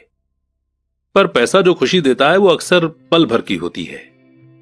उन्हें ज्यादा खुशी, ज्यादा आनंद, ज्यादा आराम या ज्यादा सुरक्षा हासिल करने के लिए और ज्यादा पैसे की जरूरत होती है। इसीलिए वे काम करते रहते हैं और ये सोचते रहते हैं कि पैसा डर और लालच से परेशान उनकी आत्माओं को शांत कर देगा। पर पैसा ये काम नहीं कर सकता। अमीर होने के बाद भी नहीं? माइक ने पूछा। हां, अमीर होने के बाद भी नहीं। दरअसल बहुत से अमीर लोग इच्छा के कारण नहीं बल्कि डर के कारण अमीर होते हैं। वे सचमुच सोचते हैं कि दौलत हो तो पैसे न होने का डर, गरीब होने का डर खत्म हो जाता है। इसलिए वे ढेर सारी दौलत जमा कर लेते हैं और तब जाकर उन्हें पता चलता है कि उनका डर और भी बढ़ गया है। उन्हें अब इसके खोने की चिंता सताने लगती है। मैं ऐसे दोस्तों को जानता हूं जो बहुत सा पैसा होने के बाद भी काम में जुटे रहते हैं। मैं ऐसे लोगों को भी जानता हूं जिनके पास आज करोड़ों की दौलत है, पर वे आज उससे भी ज्यादा चिंतित और परेशान हैं जितने वे अपने गरीबी के दिनों में थे। उन्हें इस बात का डर है कि वे अपनी सारी दौलत खो देंगे। अमीर बनने से पहले जो डर उन्हें सता रहे थे वे अमीर होने के बाद और भी बढ़ गए हैं। दरअसल उनकी आत्मा का कमजोर और जरूरतमंद हिस्सा अब और तेजी से चीख रहा है। वे अपने आलीशान बंगलों, शानदार कारों और उस ऐशो आराम की जिंदगी को नहीं खोना चाहते जो पैसे से खरीदी गई हैं। वे इसी चिंता में घुलते रहते हैं कि अगर वे कंगाल हो गए तो उनके दोस्त क्या कहेंगे। इसी चिंता की वजह से कई लोग तो न्यूरोटिक और फ्रस्ट्रेट हो चुके हैं। हालांकि वे अमीर दिखते हैं और उनके पास पहले से ज्यादा पैसा है। तो क्या गरीब आदमी ज्यादा सुखी होता है? मैंने पूछा। नहीं, मेरे हिसाब से तो नहीं होता। पैसे से दूर रहना भी उतना ही बड़ा पागलपन है जितना कि उसके पीछे भागना। उसी समय कस्बे का एक पागल आदमी हमारी मेज के पास से गुजरा और कूड़ेदान के पास रुककर उसमें कुछ ढूंढने लगा, जैसे उसे किसी ने समझाकर भेजा हो। चर्चा के इस मोड़ पर हम तीनों उसकी हरकतों को दिलचस्पी के साथ देख रहे थे, जबकि इससे पहले हमने उसे नजरअंदाज कर दिया होता। अमीर डैडी ने अपने पर्स में से $1 निकाला और उस पागल बूढ़े को अपने पास आने का इशारा किया। पैसा देखते ही वो तुरंत चला आया। उसने पैसे लिए और अमीर डैडी को ढेर सारी दुआएं दी और अपनी अच्छी किस्मत पर खुश होकर वो जल्दी से चला गया। इसमें और मेरे ज्यादातर एम्प्लॉयज में बहुत फर्क नहीं है। मैं ऐसे बहुत से लोगों से मिला हूं जो कहते हैं, अरे मुझे पैसे में कोई रुचि नहीं है, फिर भी वे हर रोज 8 घंटे की नौकरी पर जाते हैं। ये तो सच्चाई को नकारना है। अगर उन्हें पैसे में रुचि नहीं है तो वे नौकरी पर क्यों जाते हैं? इस तरह की सोच पागलपन की सोच है। उस कंजूसी भरी सोच से भी ज्यादा पागलपन की जिसमें कोई आदमी पैसे पर कुंडली मारकर बैठ जाता है। जब मैं वहां अपने अमीर डैडी की बात सुन रहा था तब मेरे दिमाग में यह ख्याल आ रहा था कि मेरे गरीब डैडी 1000 बार ये कह चुके थे कि मुझे पैसों में कोई रुचि नहीं है। वे ऐसा अक्सर कहा करते थे। वे खुद की असली भावनाओं को छुपाने के लिए हमेशा ये भी कहा करते थे कि मैं इसलिए काम करता हूं क्योंकि मुझे अपना काम बहुत पसंद है। तो हमें क्या करना चाहिए?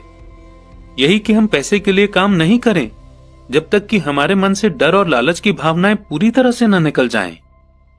नहीं, उसमें तो बहुत सा समय बर्बाद हो जाएगा। भावनाओं के कारण ही तो हम इंसान हैं।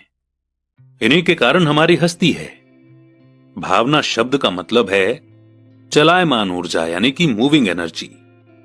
अपनी भावनाओं के बारे में ईमानदार रहो। अपने दिमाग और अपनी भावनाओं का इस्तेमाल अपने सपोर्ट में करो, न कि अपने विरोध में, यानी कि न कि अपने अगेंस्ट। आहा, माइक ने कहा। अगर तुम्हें मेरी बात समझ में नहीं आई हो तो इस बारे में चिंता मत करो। आगे आने वाले सालों में तुम्हें इसका मतलब समझ में आ जाएगा। अपनी भावनाओं पर रिएक्ट करने के बजाय उन्हें एनालाइज करने की कोशिश करो। ज्यादातर लोग ये नहीं जानते कि वे अपने दिमाग से सोचने के बजाय अपने दिल की भावनाओं से सोचते हैं। आपकी भावनाएं तो आपकी रहेंगी ही, पर आपको अपने दिमाग से सोचना भी आना चाहिए, क्योंकि दिमाग को सोचने के लिए ही बनाया गया है। क्या आप मुझे इसका कोई एग्जाम्पल दे सकते हैं? मैंने पूछा। क्यों नहीं, जब कोई आदमी ये कहता है कि मुझे नौकरी खोजने की जरूरत है, तो इस बात की बहुत संभावना है कि उसकी भावनाएं फैसला कर रही हैं। इस विचार का असली कारण है पैसा न होने का डर। पर अपनी जिंदगी चलाने के लिए लोगों को पैसे की जरूरत तो पड़ती ही है, मैंने कहा। बिल्कुल पड़ती है, अमीर डैडी मुस्कुराए। मैं सिर्फ ये कह रहा हूं कि उनके डर के कारण उनके मन में ये विचार आता है। मैं समझ नहीं पाया, माइक ने कहा। अगर आपके मन में पैसे की कमी का डर जाग जाए तो तुरंत नौकरी के लिए दौड़ मत लगाइए, ताकि कुछ रुपयों के सहारे उस डर को मार दिया जाए। इसके बजाय खुद से यह सवाल पूछिए, क्या लंबे समय में इस डर का सबसे बढ़िया इलाज नौकरी है? मेरे ख्याल से इसका जवाब नहीं में होता है, खासकर जब आप किसी आदमी की पूरी जिंदगी को देखते हैं। नौकरी लॉन्ग टर्म प्रॉब्लम का शॉर्ट टर्म सॉल्यूशन है। पर मेरे डैडी हमेशा कहा करते हैं, स्कूल में पढ़ो, अच्छे नंबर लाओ, ताकि तुम्हें एक सुरक्षित और अच्छी नौकरी मिल सके।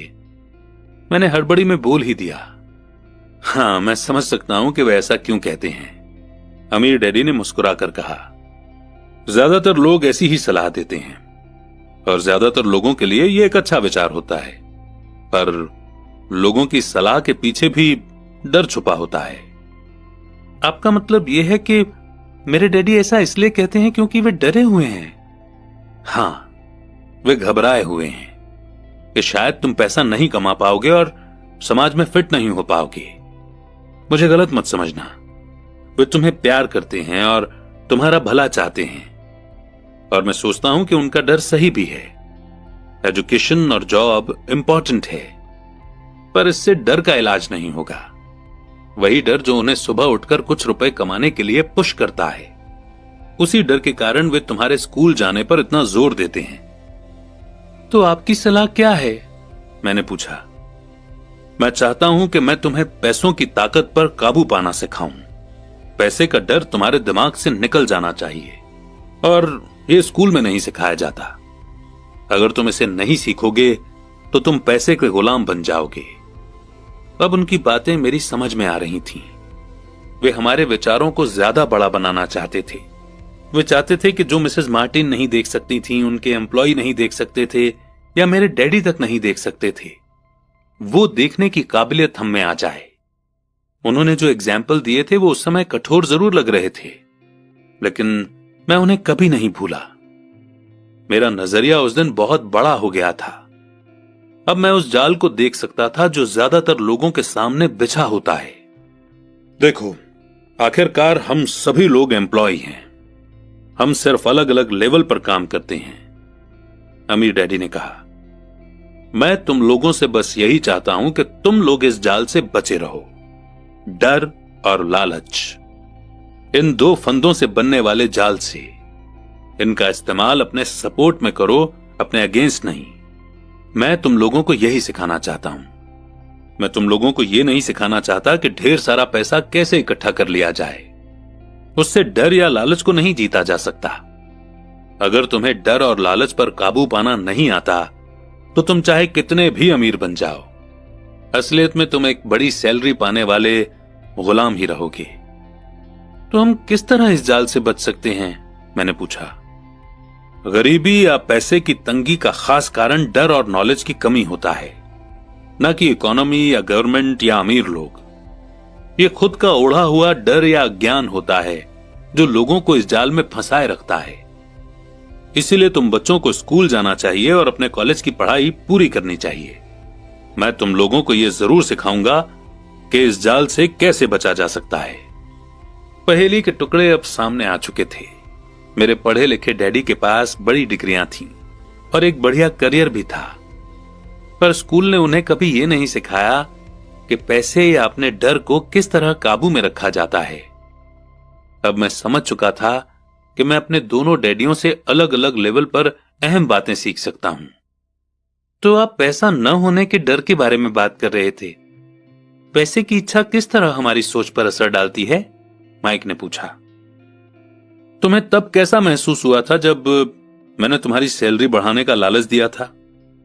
क्या तुमने देखा था कि तुम्हारी इच्छाएं किस तरह बढ़ रही थीं? हमने अपने सिर हिलाकर हामी भरी, पर तुमने अपनी भावनाओं के सामने हार नहीं मानी और इस कारण तुम लोगों ने जल्दबाजी में काम नहीं लिया। इससे तुम्हें सोचने का वक्त मिल गया। पर सबसे जरूरी है, हम में हमेशा डर और लालच की भावनाएं रहेंगी। इसी पल से तुम लोगों के लिए यह सबसे इंपॉर्टेंट है कि तुम इन भावनाओं का इस्तेमाल अपने सपोर्ट में करो और लंबे समय तक ऐसा करो। अपनी भावनाओं को अपने दिमाग पर हावी मत होने दो और इस तरह अपने विचारों को मैला मत होने दो। ज्यादातर लोग डर और लालच का इस्तेमाल खुद के विरोध में करते हैं। यह अज्ञान की शुरुआत होती है। डर और इच्छा की भावनाओं के कारण ही ज्यादातर लोग सैलरी के चेक, सैलरी में बढ़ोतरी और नौकरी की सुरक्षा के पीछे भागते भागते अपनी पूरी जिंदगी निकाल देते हैं। असल में वे ये सोचते ही नहीं हैं कि भावनाओं के आधार पर उन्हें जिंदगी किस तरफ ले जा रही है। ये तो वही बात हो गई जिसमें गाड़ी खींचने वाले गधे के सामने उसका मालिक गाजर लटकाए रखता है जो उसकी नाक के ठीक सामने होती है। गधे का मालिक जहां जाना चाहता है वहां जाता है, पर गधा तो लालच के कारण भाग रहा है। कल गधे के लिए दूसरी गाजर आ जाएगी और गधा उसका पीछा करने लगेगा। आपके कहने का मतलब है जिस समय मैंने नए बेसबॉल ग्लव्स, कैंडी और खिलौनों के सपने देखना शुरू किया था, उस समय मेरी हालत उस गधे की तरह हो गई थी जो गाजर के पीछे भागता है? माइक ने पूछा। हां, और उम्र के साथ साथ तुम्हारे खिलौने भी और ज्यादा महंगे होते जाएंगे। अपने दोस्तों पर रौब झाड़ने के लिए एक नई कार, एक याच और एक आलीशान घर। हमीर डैडी ने मुस्कुराकर कहा। डर आपको दरवाजे से बाहर धक्का देता है, इच्छा आपको अंदर बुलाती है, आपको चट्टानों की तरफ ललचाती है। यही जाल है। तो इसकी काट क्या है? माइक ने पूछा। डर और इच्छा अज्ञान की वजह से बढ़ते हैं। इसीलिए अमीर लोगों के पास जितना ज्यादा पैसा होता है, उनका डर भी उतना ही ज्यादा बड़ा होता है। पैसा ही गाजर है, भ्रम है। अगर गधा पूरी तस्वीर देख सकता तो शायद वो गाजर का पीछा करने के अपने फैसले पर दोबारा सोचता। अमीर डैडी ने आगे ये समझाया कि आदमी की जिंदगी अज्ञान और ज्ञान के बीच होने वाला संघर्ष है। उन्होंने बताया कि एक बार कोई आदमी खुद के बारे में ज्ञान की खोज करना बंद कर देता है तो उसकी जिंदगी में अज्ञान घुस जाता है। ये संघर्ष हर पल होता है। इसीलिए हमें यह फैसला करना है, यह सीखना है कि अपने दिमाग को खुला रखा जाए या इसे बंद कर लिया जाए। देखो, स्कूल बहुत ज्यादा इंपॉर्टेंट है। आप स्कूल इसलिए जाते हैं ताकि आप वहां कोई स्किल या बिजनेस सीख सकें और इस तरह से आप समाज में योगदान दे सकें। हर समाज में टीचर, डॉक्टर, मैकेनिक, कलाकार, कुक, बिजनेसमैन, पुलिस ऑफिसर, दमकल कर्मी और सिपाहियों की जरूरत होती है। स्कूल उन्हें यह सब सिखाते हैं ताकि हमारा समाज डेवलप हो सके और हमारा कल्चर समृद्ध हो सके। दुर्भाग्य से लोगों के लिए स्कूल एजुकेशन का अंत होता है, शुरुआत नहीं। एक लंबी खामोशी छाई रही। अमीर डैडी मुस्कुरा रहे थे। उस दिन उन्होंने जो कहा था वो मैं पूरी तरह से नहीं समझ पाया था, पर ज्यादातर महान टीचर्स के शब्द सालों तक हमें सिखाते रहते हैं। उनके शब्द इसी तरह से आज भी मेरे साथ हैं। मैं आज थोड़ा कठोर हुआ।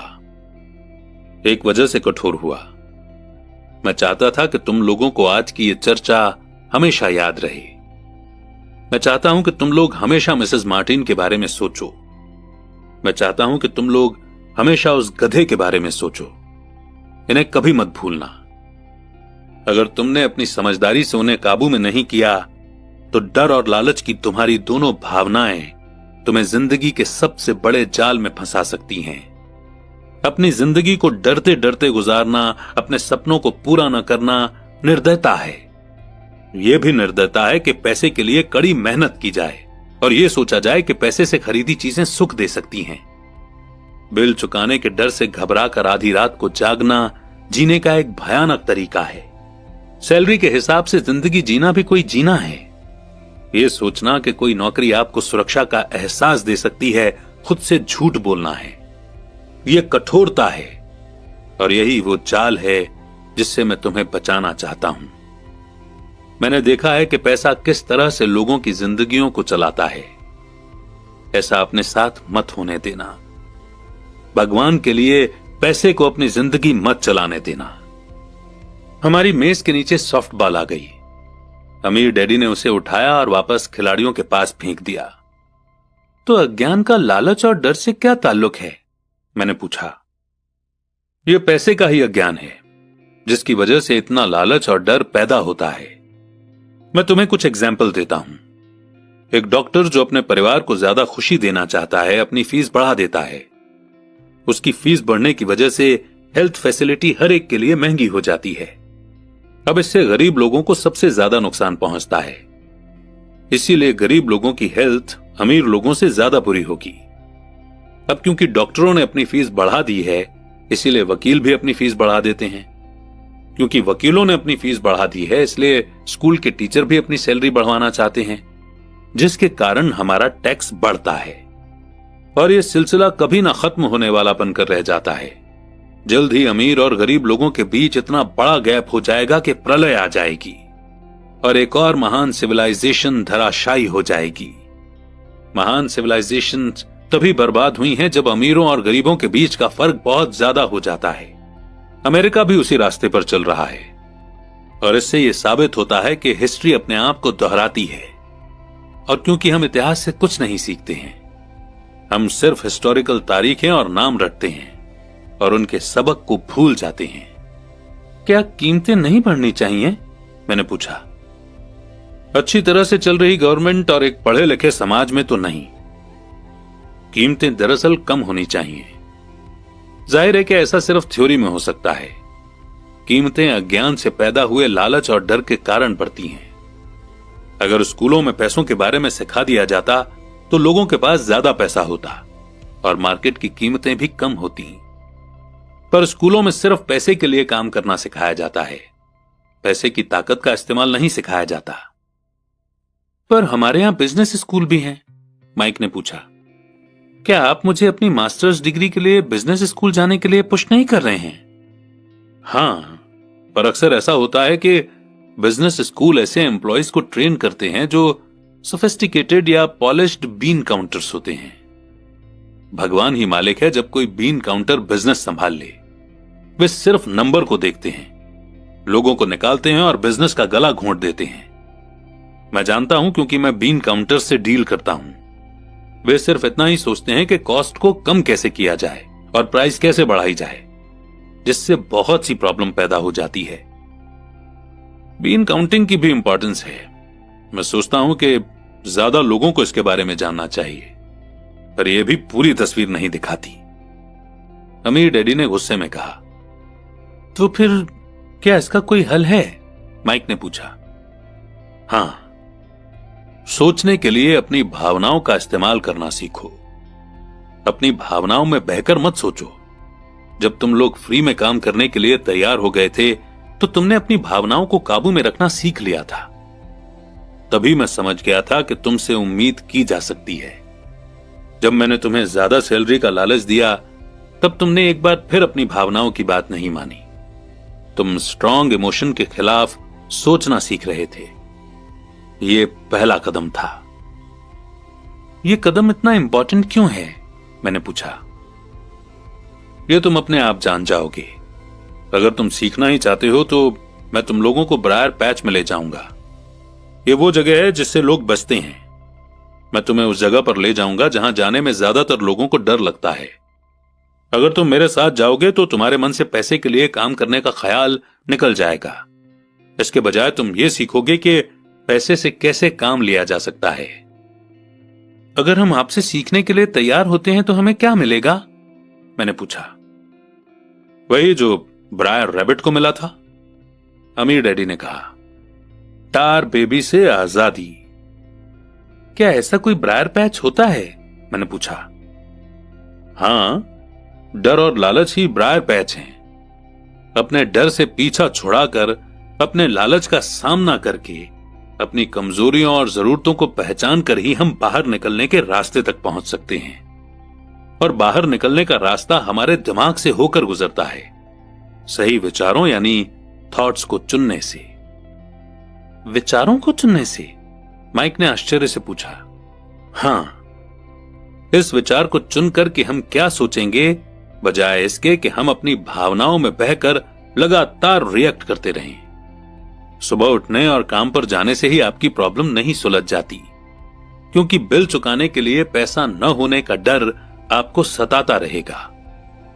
सोचने से आपको खुद से एक सवाल पूछने का समय मिलता है, इस तरह का सवाल कि क्या इस प्रॉब्लम का सबसे बढ़िया सॉल्यूशन इस पर और ज्यादा मेहनत करना है? ज्यादातर लोग इतनी बुरी तरह घबराए हुए होते हैं कि वे खुद को आपको असली बात नहीं बताते हैं कि उन पर डर हावी हो रहा है, और नतीजा यह निकलता है कि वे सोच ही नहीं पाते। इसके बजाय वो दरवाजे से बाहर दौड़ लगा देते हैं। टार भी हावी हो जाता है। अपने विचार चुनने से मेरा यही मतलब था। पर हम ऐसा किस तरह करेंगे? माइक ने पूछा। यही तो मैं तुम्हें सिखाने वाला हूं। मैं तुम्हें यह सिखाऊंगा कि तुम्हारे पास चुनने के लिए ऑप्शन होने चाहिए, ताकि तुम हड़बड़ी में काम करने से बच सको। जैसे अपनी सुबह की कॉफी पीकर दरवाजे से बाहर दौड़ लगाने की आदत से। मैंने तुमसे जो पहले कहा था उसे याद रखो। जॉब लॉन्ग टर्म प्रॉब्लम का शॉर्ट टर्म सॉल्यूशन है। ज्यादातर लोगों के दिमाग में सिर्फ एक प्रॉब्लम होती है, और यह थोड़े समय की होती है। यह प्रॉब्लम होती है महीने के आखिर में चुकाए जाने वाले बिल, यानी टार बेबी। अब पैसा उनकी जिंदगी चलाता है, या मैं ये कहूं कि पैसे को लेकर उनका डर और अज्ञान उनकी जिंदगी को चलाते हैं। तो वे वही करते हैं जो उनके मां बाप ने किया था। सुबह उठो और पैसे के लिए काम करो। वे इतना समय भी नहीं निकाल पाते कि ये सोच सकें कि क्या कोई दूसरा तरीका है। इस वक्त वे दिल से सोचते हैं, दिमाग से नहीं। दिल से सोचने और दिमाग से सोचने में क्या फर्क होता है? माइक ने पूछा। अमीर डैडी ने जवाब दिया, मैं इस तरह की बातें अक्सर सुनता हूं। हर आदमी को काम करना पड़ता है। अमीर लोग अत्याचार करने वाले होते हैं। मैं दूसरी जॉब ढूंढ लूंगा, मेरी सैलरी बढ़नी चाहिए। आप इस तरह से मेरा शोषण नहीं कर सकते। या फिर मैं इस जॉब को इसलिए पसंद करता हूं क्योंकि यह सेफ है। इसके बजाय हमें यह कहना चाहिए, क्या यहां ऐसा कुछ है जो मुझे नहीं मिल रहा है? इस तरह भावना पर बेस्ड हमारे थॉट्स की जंजीर टूट जाएगी और हमें ज्यादा अच्छे तरीके से सोचने का मौका मिल जाएगा। मुझे मानना ही पड़ेगा कि मेरे लिए यह सबक एक महान सबक साबित हुआ। यह जानना कि कब कोई आदमी दिल से बोल रहा है और कब दिमाग से, किसके शब्दों में भावनाएं छुपी हुई हैं और किसके शब्दों में थॉट, ये एक ऐसा सबक था जो जिंदगी भर मेरे काम आया। खासतौर पर तब जब मैं अपने दिल से, यानी अपनी भावनाओं से बोल रहा था, न कि अपने विचारों या दिमाग से। जब हम स्टोर की तरफ वापस मुड़े तो अमीर डैडी ने यह कहा, अमीर लोग हकीकत में पैसा बनाते हैं, वे इसके लिए काम नहीं करते। उन्होंने यह भी बताया कि 5 सेंट के जिंक के सिक्के बनाते समय जब माइक और मैं ये सोच रहे थे कि हम पैसे बना रहे थे, तो हमारे विचार उसी रास्ते पर चल रहे थे जिस पर अमीर लोग चलते हैं। दिक्कत सिर्फ इतनी सी थी कि ऐसा करना इलीगल था। गवर्नमेंट और बैंकों के लिए ऐसा करना लीगल है, पर हमारे लिए नहीं। उन्होंने यह भी बताया कि पैसा कानूनी यानी लीगल और गैर कानूनी यानी कि इलीगल दोनों ही तरीकों से कमाया जा सकता है। अमीर डैडी ने हमें बाद में यह समझाया कि अमीर लोग जानते हैं कि कैसे पैसा एक भ्रम है, जो हकीकत में गधे के सामने लटकी गाजर की तरह होता है।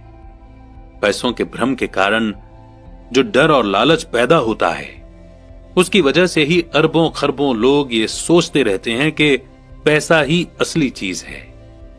पैसा दरअसल एक माया जाल है। पब्लिक के अज्ञान और भरोसे के भ्रम की वजह से ही ताश के पत्तों का यह महल खड़ा रह पाता है। सच कहा जाए तो गधे की गाजर पैसों से ज्यादा कीमती है।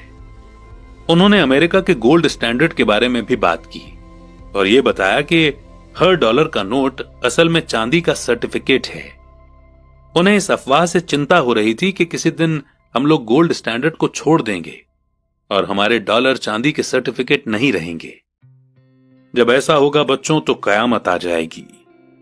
गरीब, मिडिल क्लास और नासमझ लोगों की जिंदगी इसीलिए बर्बाद हो जाएगी क्योंकि वो ये भरोसा करते रहेंगे कि पैसा ही असली चीज है और वे जिस कंपनी के लिए काम करते हैं वो कंपनी या गवर्नमेंट उनका ध्यान रखेगी। उनकी बातें उस दिन हमें समझ में नहीं आ रही थी, पर सालों बाद जाकर मुझे यह समझ में आया कि ये बड़े पते की बात थी। वो देखना जो दूसरे नहीं देख पाते। जब वे अपने पिकअप ट्रक में चढ़े तो उन्होंने कहा, काम करते रहो बच्चों, पर जितनी जल्दी तुम सैलरी की जरूरत को भूल जाओगे तुम्हारी आगे की जिंदगी उतनी ही आसान हो जाएगी। अपने दिमाग का इस्तेमाल करो, मुफ्त में काम करो और जल्दी ही तुम्हारा दिमाग तुम्हें पैसे कमाने के दूसरे तरीके बता देगा। उन तरीकों से तुम इस जॉब से ज्यादा कमा लोगे। तुम ऐसी चीजें देख पाओगे जो दूसरे लोग कभी नहीं देख पाते। मौका उनकी नाक के नीचे होता है, फिर भी ज्यादातर लोग इन मौकों को कभी नहीं देख पाते। इसका कारण यह है कि वे पैसा और सिक्योरिटी ढूंढते रहते हैं, इसलिए उन्हें यही मिलता है। जिस वक्त तुम एक मौका भांपने में कामयाब हो जाओगे उसके बाद तुम जिंदगी भर का मौका भांप सकते हो। जिस वक्त तुम ऐसा कर लोगे मैं तुम लोगों को कुछ और बातें सिखाऊंगा। इस बात को ध्यान से समझ लो ताकि तुम जिंदगी के सबसे बड़े जाल से बच सको। वो टार बेबी तुम्हें कभी नहीं छू पाएगी। माइक और मैंने स्टोर से अपनी चीजें उठाई और मिसेस मार्टिन से गुड बाय कहा। हम वापस पार्क गए, उसी पिकनिक बेंच पर बैठे और वहां घंटों तक सोचते रहे और बातें करते रहे। हमने अगला हफ्ता स्कूल में इसी बारे में सोचते और बातें करते हुए बिताया। 2 हफ्तों तक हम लोग सोचते रहे, बातें करते रहे और मुफ्त में काम करते रहे। दूसरे शनिवार के आखिर में मैं मिसेस मार्टिन से एक बार फिर से गुड बाय कर रहा था और कॉमिक बुक स्टैंड को लालच भरी नजर से देख रहा था। हर शनिवार 30 सेंट न मिलने में सबसे दुख की बात यह थी कि मेरे पास कॉमिक्स खरीदने के लिए बिल्कुल भी पैसे नहीं होते थे। अचानक जब मिसेस मार्टिन मुझे और माइक को गुड बाय कर रही थीं, मैंने उन्हें एक ऐसा काम करते हुए देखा जो इसके पहले कभी नहीं देखा था। मेरा मतलब है कि मैंने इसके पहले उन्हें ऐसा करते देखा तो था, पर उस पर कभी ध्यान नहीं दिया था। मिसेस मार्टिन ने कॉमिक्स के पहले पेज को आधा काटा और उसे संभालकर अपने पास रख लिया। बाकी की बुक को उन्होंने एक बड़े से ब्राउन कार्डबोर्ड के डिब्बे में डाल दिया। जब मैंने उनसे पूछा कि वे इन कॉमिक्स का क्या करती हैं, तो उन्होंने कहा कि मैं उन्हें फेंक देती हूं। जब वो नई कॉमिक्स लाता है तो मैं ऊपर के आधे कवर को क्रेडिट के लिए कॉमिक बुक डिस्ट्रीब्यूटर को दे देती हूं। वो 1 घंटे में आने ही वाला है। माइक और मैंने 1 घंटे तक इंतजार किया। जल्दी ही वो डिस्ट्रीब्यूटर आया और मैंने उससे पूछा कि क्या हमें कॉमिक्स मिल सकती हैं। इस पर उसने जवाब दिया कि आपको मिल सकती हैं अगर आप इस स्टोर में काम करते हैं और अगर आप ये वादा करें कि आप उन्हें नहीं बेचेंगे। हमारी पार्टनरशिप एक बार फिर कायम हो गई थी। माइक की मम्मी ने बेसमेंट में हमें एक खाली कमरा दे दिया जो उनके किसी काम नहीं आता था। हमने उसकी सफाई करके उसमें सैकड़ों कॉमिक्स जमा कर ली। जल्दी ही हमारी कॉमिक्स लाइब्रेरी लोगों के लिए खोल दी गई। माइक की छोटी बहन को पढ़ने का बहुत शौक था, इसलिए हमने उसे अपना लाइब्रेरियन बना दिया।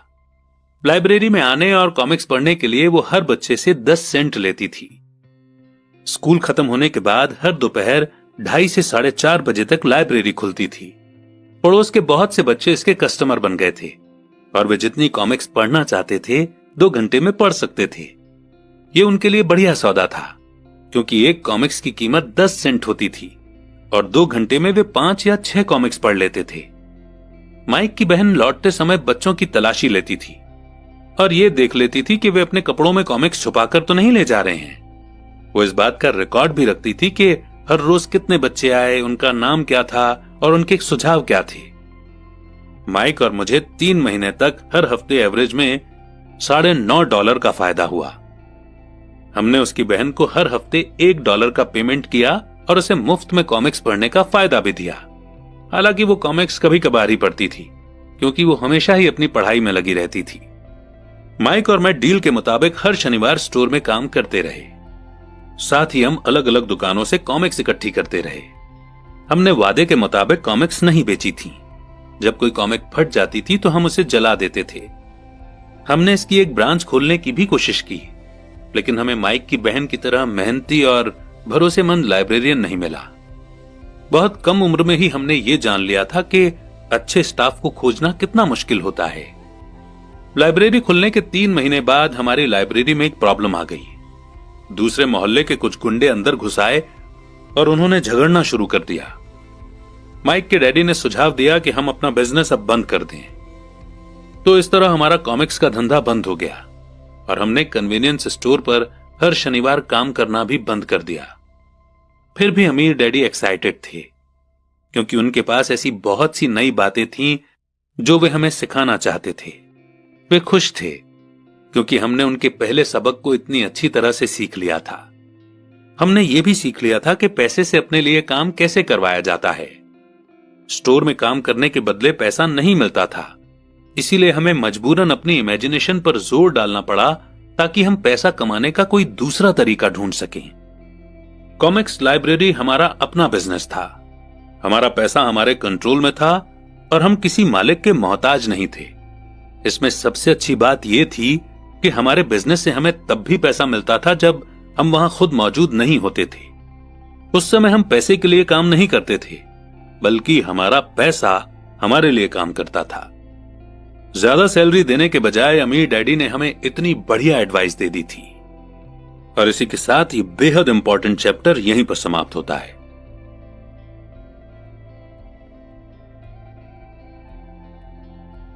चैप्टर 3 लेसन 2, पैसे की समझ क्यों सिखाई जानी चाहिए।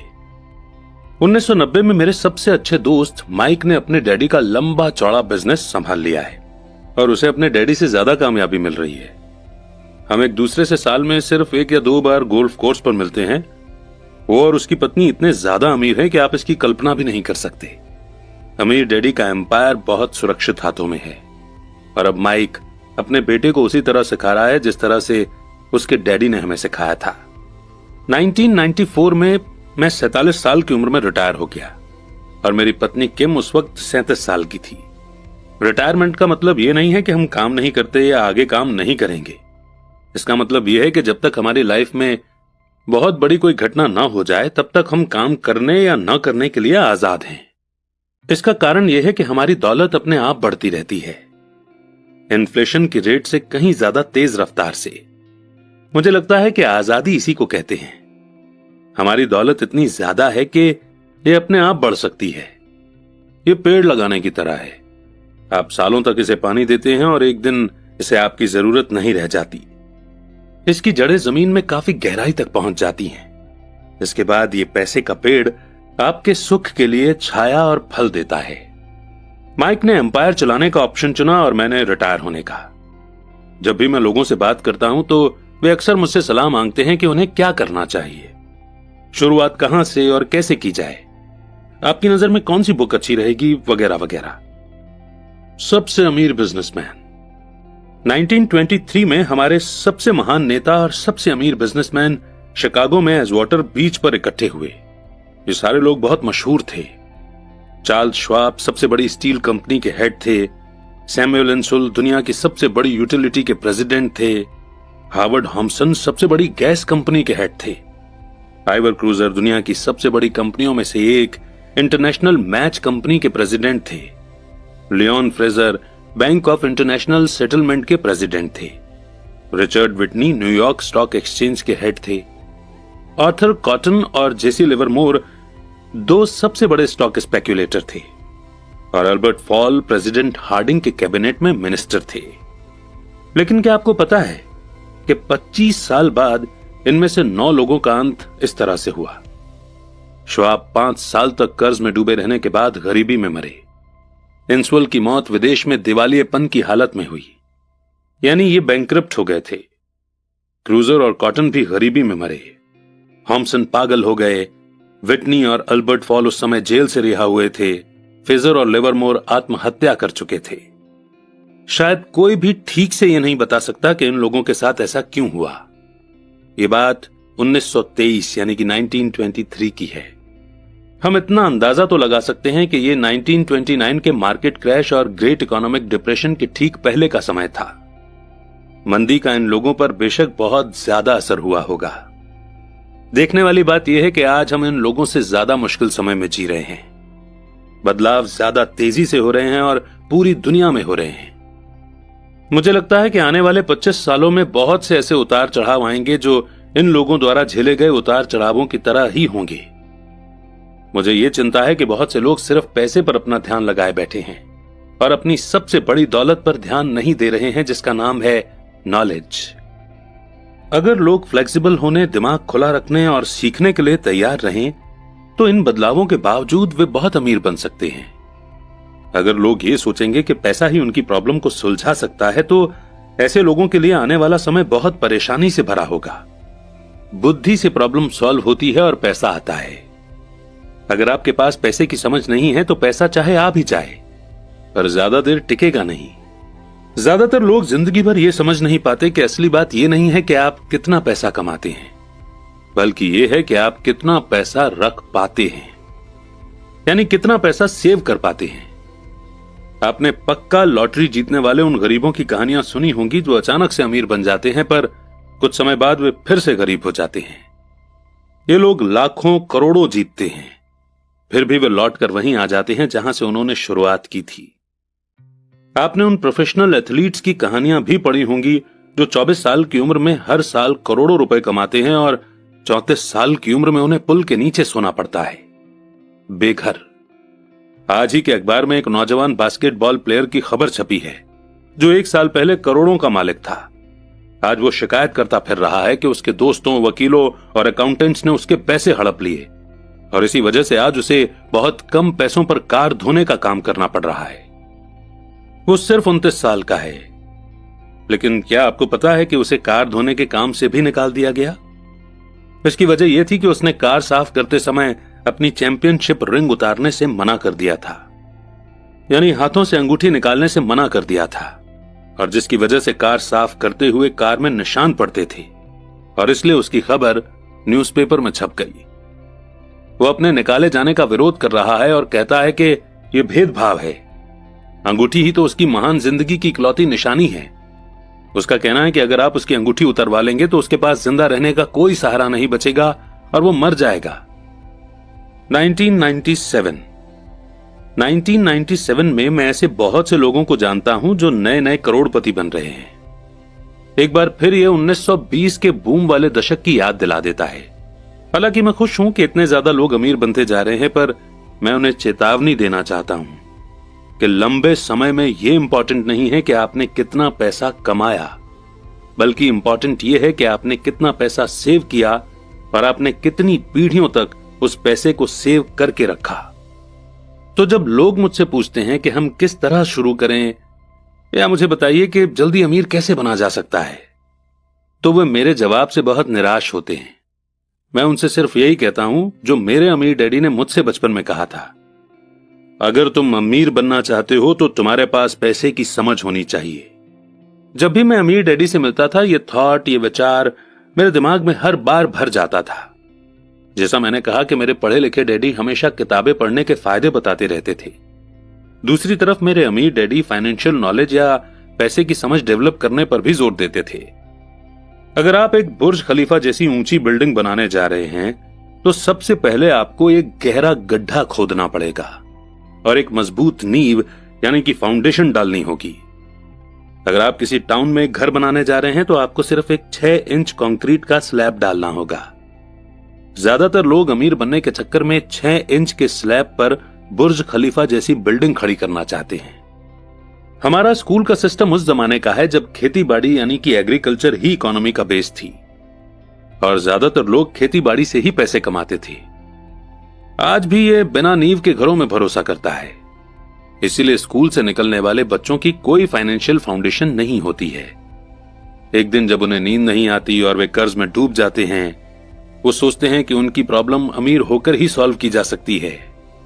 कुल मिलाकर सच्चाई यह है कि अगर बिना फाइनेंशियल फाउंडेशन के किसी के पास पैसा आ भी जाएगा तो वो उसे जल्दी ही लूज कर देगा।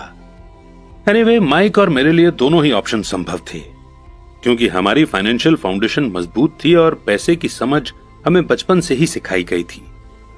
देखा जाए तो अकाउंटिंग शायद दुनिया का सबसे बोरिंग सब्जेक्ट है। ये बहुत उलझन भरा सब्जेक्ट भी है, पर अगर आप लंबे समय तक अमीर बने रहना चाहते हैं तो ये सबसे इंपॉर्टेंट सब्जेक्ट भी है। सवाल यह कि आप इस बोरिंग और उलझन भरे सब्जेक्ट को अपने बच्चे को किस तरह सिखा सकते हैं। इस सवाल का जवाब है कि हम इसे आसान बना सकते हैं। अमीर डैडी ने माइक और मेरे लिए एक मजबूत फाइनेंशियल फाउंडेशन डाली थी। क्योंकि हम छोटे बच्चे थे, इसलिए उन्होंने हमें सिखाने का एक आसान तरीका निकाला।